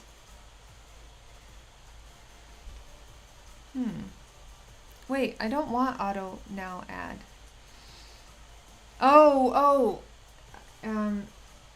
It does this initially. So if I do auto now add, can I overwrite it? I think if I do this, it's going to throw an error if I try to overwrite it. I should probably set a default instead, right? Let me see. Okay, so next review at, because I have to calculate this next review at based off of the bucket. So that's the next thing I really need to do is two things. So to calculate next review at date based off of the bucket. And part of this will come after I do the front end, because on the front end users will be selecting you know, if they got the card right or wrong, or you know, how easy or hard it was. And based off of that, I'm going to put them in a certain bucket, and then I'm going to call the back end where I calculate this next review at date. Oh, hey Jared, thanks for the subscription. How did you know I eat tofurkey? Cool. I don't see the sub icon or the emoji next to your name. Maybe you have too many already. Oh, it gives you a first instead. Maybe that's it. Alright. So next review at, yeah, so I need to definitely do next review at date. What was the other thing that I said we needed to do? Love Never Loved. That's an interesting name. Thanks for the follow.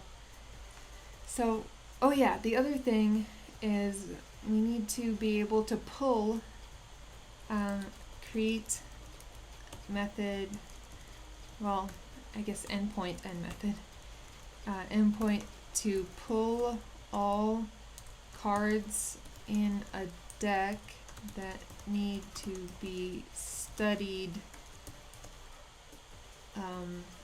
on the current day. On the current day. Date. Yeah, date is good. Okay, so these two things I think are the big two things to do. Next. And so let me just see, because I finished these tasks earlier than I thought. So I'm going to spend a few more minutes working at these, I think, and then I'm going to go raid somebody and eat breakfast, which I haven't had yet. Okay.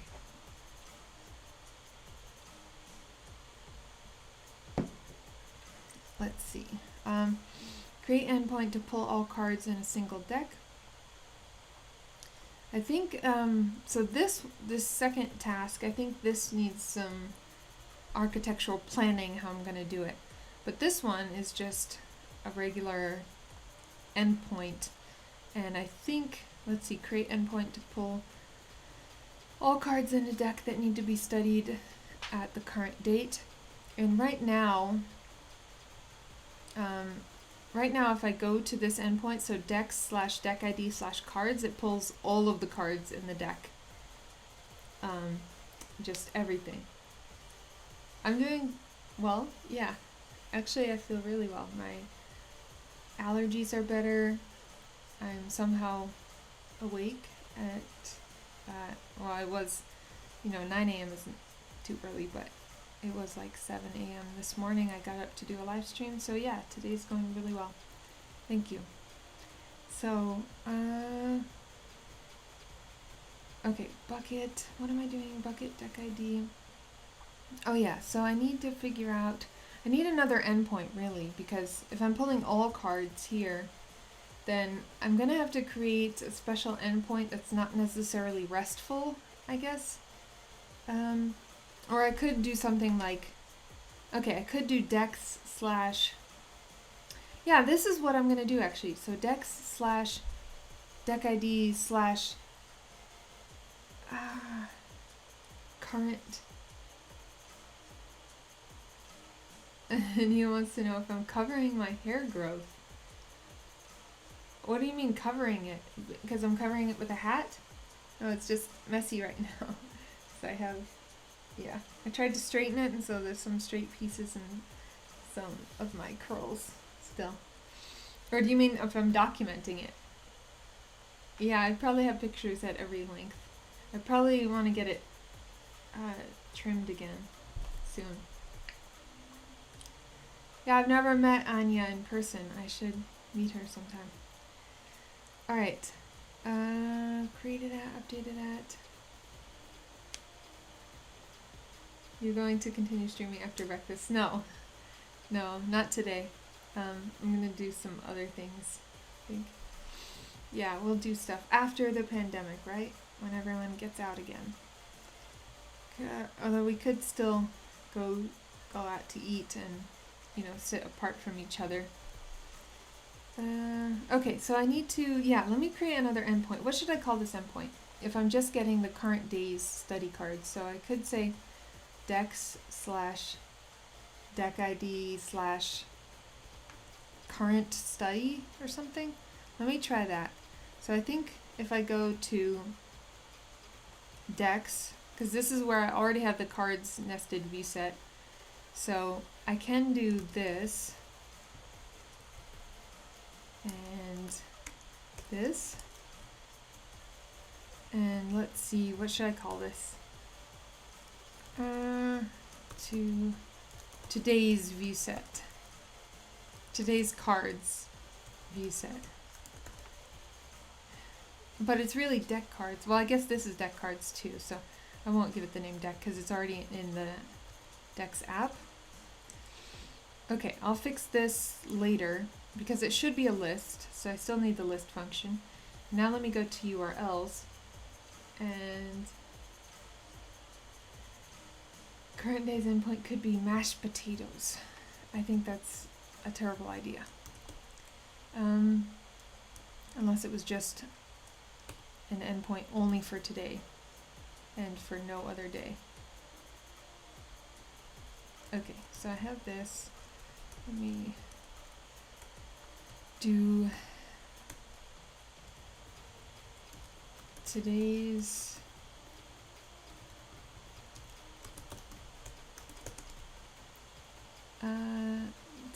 router. Does today's router sound weird? Today's cards router. I think it's longer, but it's probably better. So cards router, that's good. Thanks for the follow, Headshot Man. Nested simple router. Okay, this is good, and it's gonna be nested on. Yeah, the same on the root. The root here, and I'm passing in router, so it's nested off of this regular, you know, /deck ID router that I have. So I'm gonna just do, this is the URL, so it should be hyphenated, or it should be hyphenated, so I can do today's cards. No apostrophe because it's in the URL. So this will be today's cards view set, and today's cards. Okay, lookup. I can still keep the same lookup for decks, that's okay. I think this is everything that I need to do. Oh yeah, I need to import today's cards view set and then include that router. So today's cards router. Okay, I think that's what I need to do now. And now I have this, which does the same thing as the other router, but let me see if this works really quick. And now let me go to today's cards. Sweet! Awesome, so that endpoint works. Now I just have to get it to do what I want it to do. Could I please up my volume? I guess I could try to move this closer. Is that better?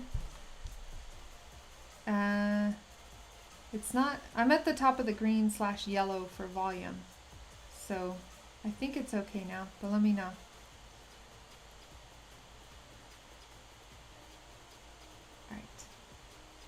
Also, I turned music down a little bit. Okay, so this is a spaced repetition app. If you know anything about Anki, then this is a similar idea.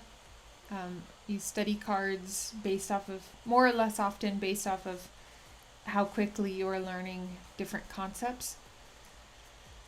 So it's basically smart flashcards, kind of. So, okay, today's cards list. This is fun. Okay, so now I need to filter by the date. By the next study at date. So, I need some logical thinking here. So let me go to apps, admin models. Yeah, models, and I need this next review at date. And I'm going to, so here I'm filtering based off of the deck. So I could chain another filter on here, right? Build like a query set and do another, I guess, query set.filter. Or I could just chain it onto that one too. Filter, and then I do equals, so next review at date. Let's see, Django date.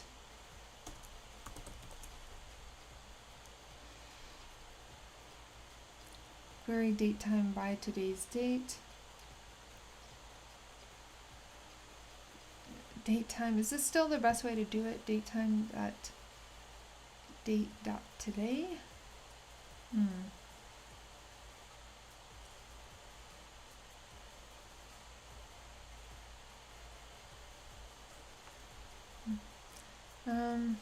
So they're querying. I don't think it's exactly the same. So add a shortcut for today. The admin can add a JavaScript calendar and a shortcut for today explicitly. That's on the admin interface if you want to click. Let's see. Datetime field. How to filter today's datetime field by today's date. This is exactly what I want to do. Okay, so post date, models.datetime field, and then objects.filter. So post date. You got any tips for learning a new lag? Oh, learning a new language. Oh. That depends on what language, I guess, but mostly I think that you should always watch just enough tutorials and go through just enough books or whatever, like to just get a taste of the language, and then start building projects as soon as you can in that language. I think that's really the only way to get it to stick without, going down tutorial rabbit holes for too long. To center tubeworm. If you're new to languages, oh yeah. Getting mastery of one language is definitely a good idea. Objects.filter. Okay, so I think this is what I should do. And I can do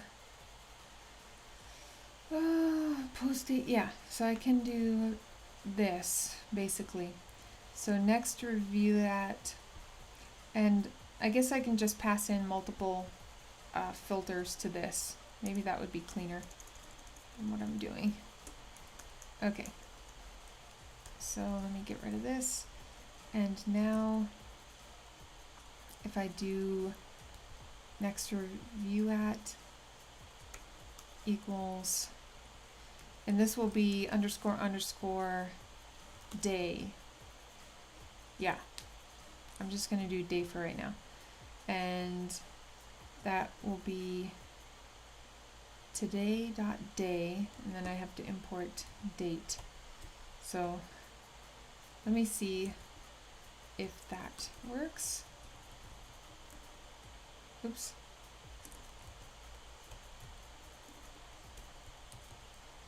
And actually date time, yeah, date time, I should put that at the top here. Oh wait, there we go. And then now that I have so many imports, I'll separate them into core imports, and then these package imports, and then my local imports.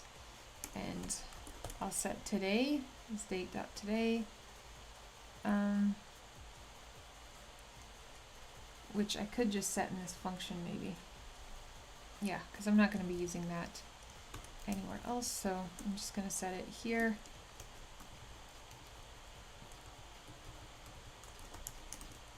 Okay, so now I have the date. So it only filters by day, so technically if you waited a year to practice it, but actually I want less than or equal to, or greater than or equal to here, because if it's today,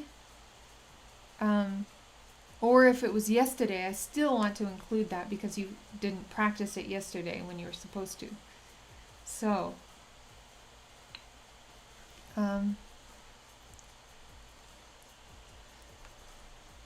let's see.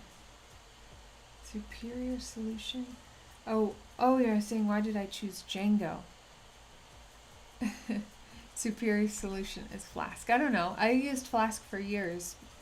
Yeah. I should include this in my FAQ.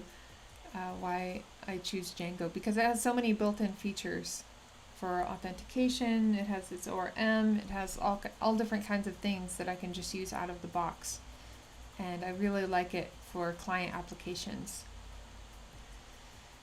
That's not to say I don't like Flask. I still like Flask. I've just been more into Django the last year or so.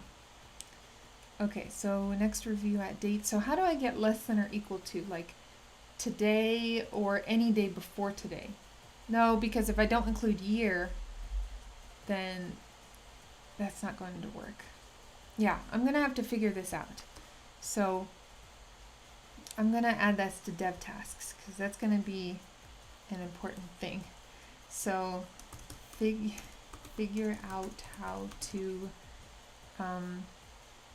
in today's cards view set, how to get any date on or before current date.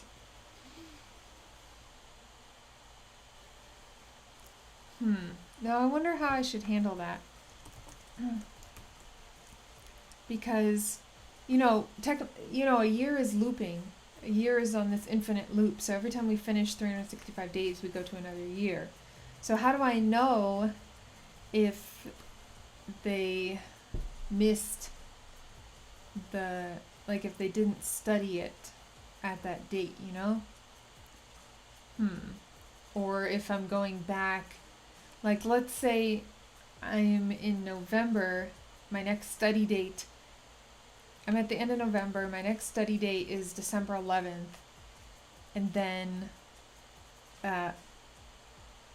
but then I look for cards before that too, so it'll just keep going back and pick up every card. I don't know. This is going to be... Do you get what I mean? Is that clear? So how do I know which ones they have studied on time and which ones are late? Yes, I'm using a database, Postgres. It's pretty much what I always use. Sometimes I use like a NoSQL something or other.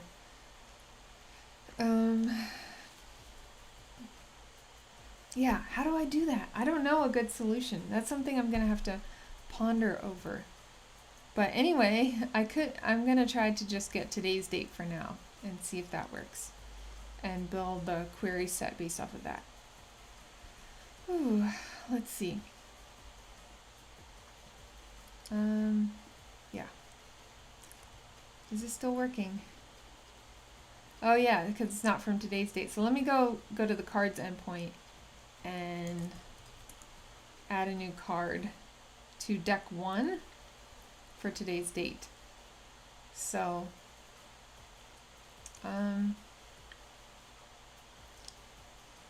yeah, computer science is deck 1, right? Yeah, I think so. Okay, so test 1, 2, 3, test 4, 5, 4, 5, 6. You shouldn't be able to select bucket here. I've got to make that read only because that needs to be a calculated field, and it defaults to 1 anyway. Okay, so that created the card successfully. So now if I go to dex/1/cards, I can see my new card. But now if I go to today's cards, yes, I see today's cards. Okay, so that worked. You can make a SQL statement in the database, something like where time wanted is greater than time now.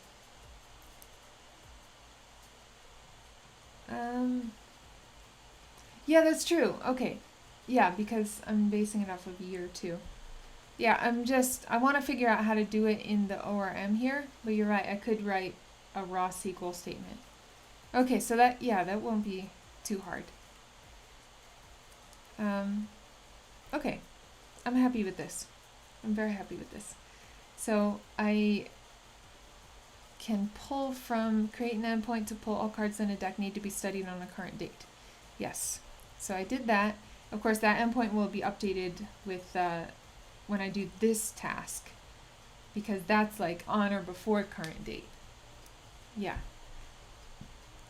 They have ORMs. Yeah. Okay, so I'm gonna have to figure this one out. I'm gonna have to figure out next review. I'm gonna have to make bucket read only. That's something I need to do. Make bucket read only.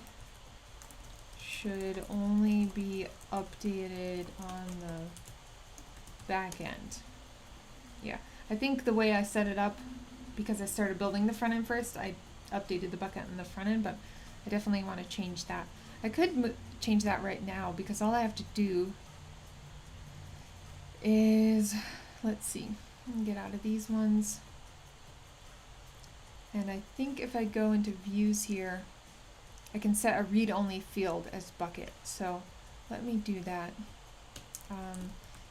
Django, wait, I think I should be able to see it here. Let me go to serializers. Serializer fields, read only, here we go. Are included in the API output, but should not be included in the input, yes. Any read-only fields that are incorrectly included in the serializer input will be ignored. Set this to true to ensure the field. Okay, so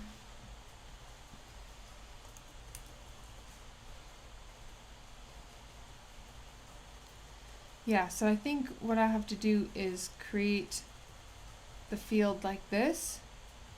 So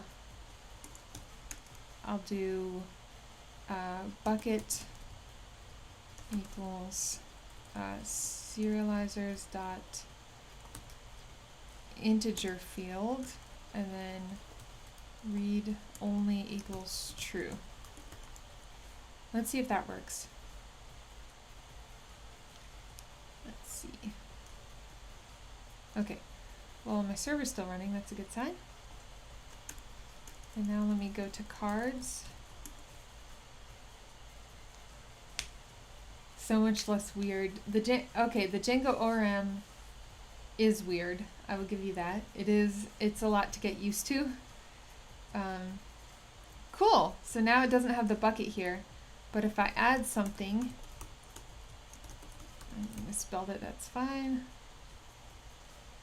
I misspelled it twice in 2 different ways. Okay.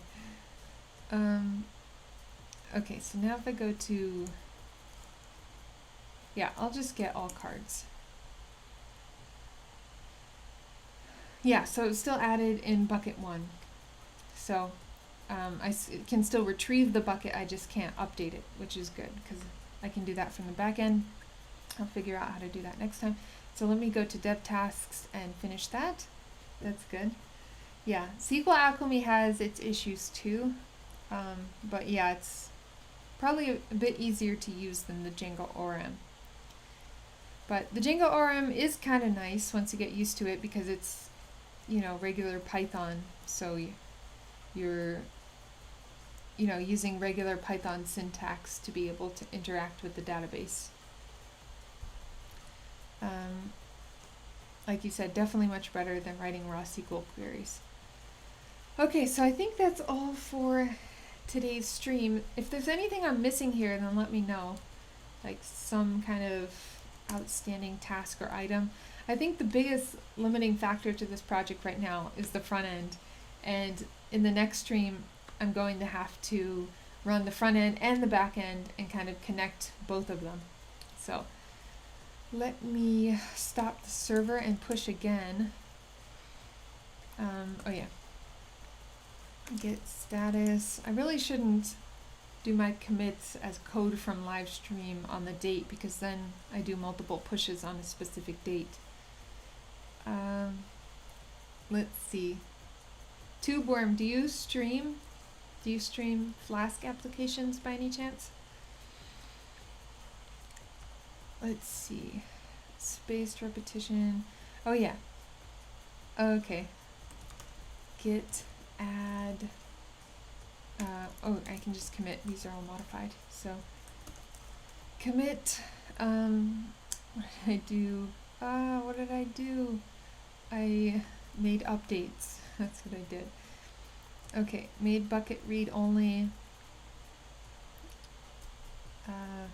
Made bucket field read only for API and created endpoint to pull all cards in a deck. Created endpoint for decks current study cards. That's fine. Okay. Push. I used it at work and nobody noticed. What the commit? What is what the commit? Oh, HTTPS everywhere doesn't like it. Oh, because you gave me an HTTP. I'll have to look that up. What the commit?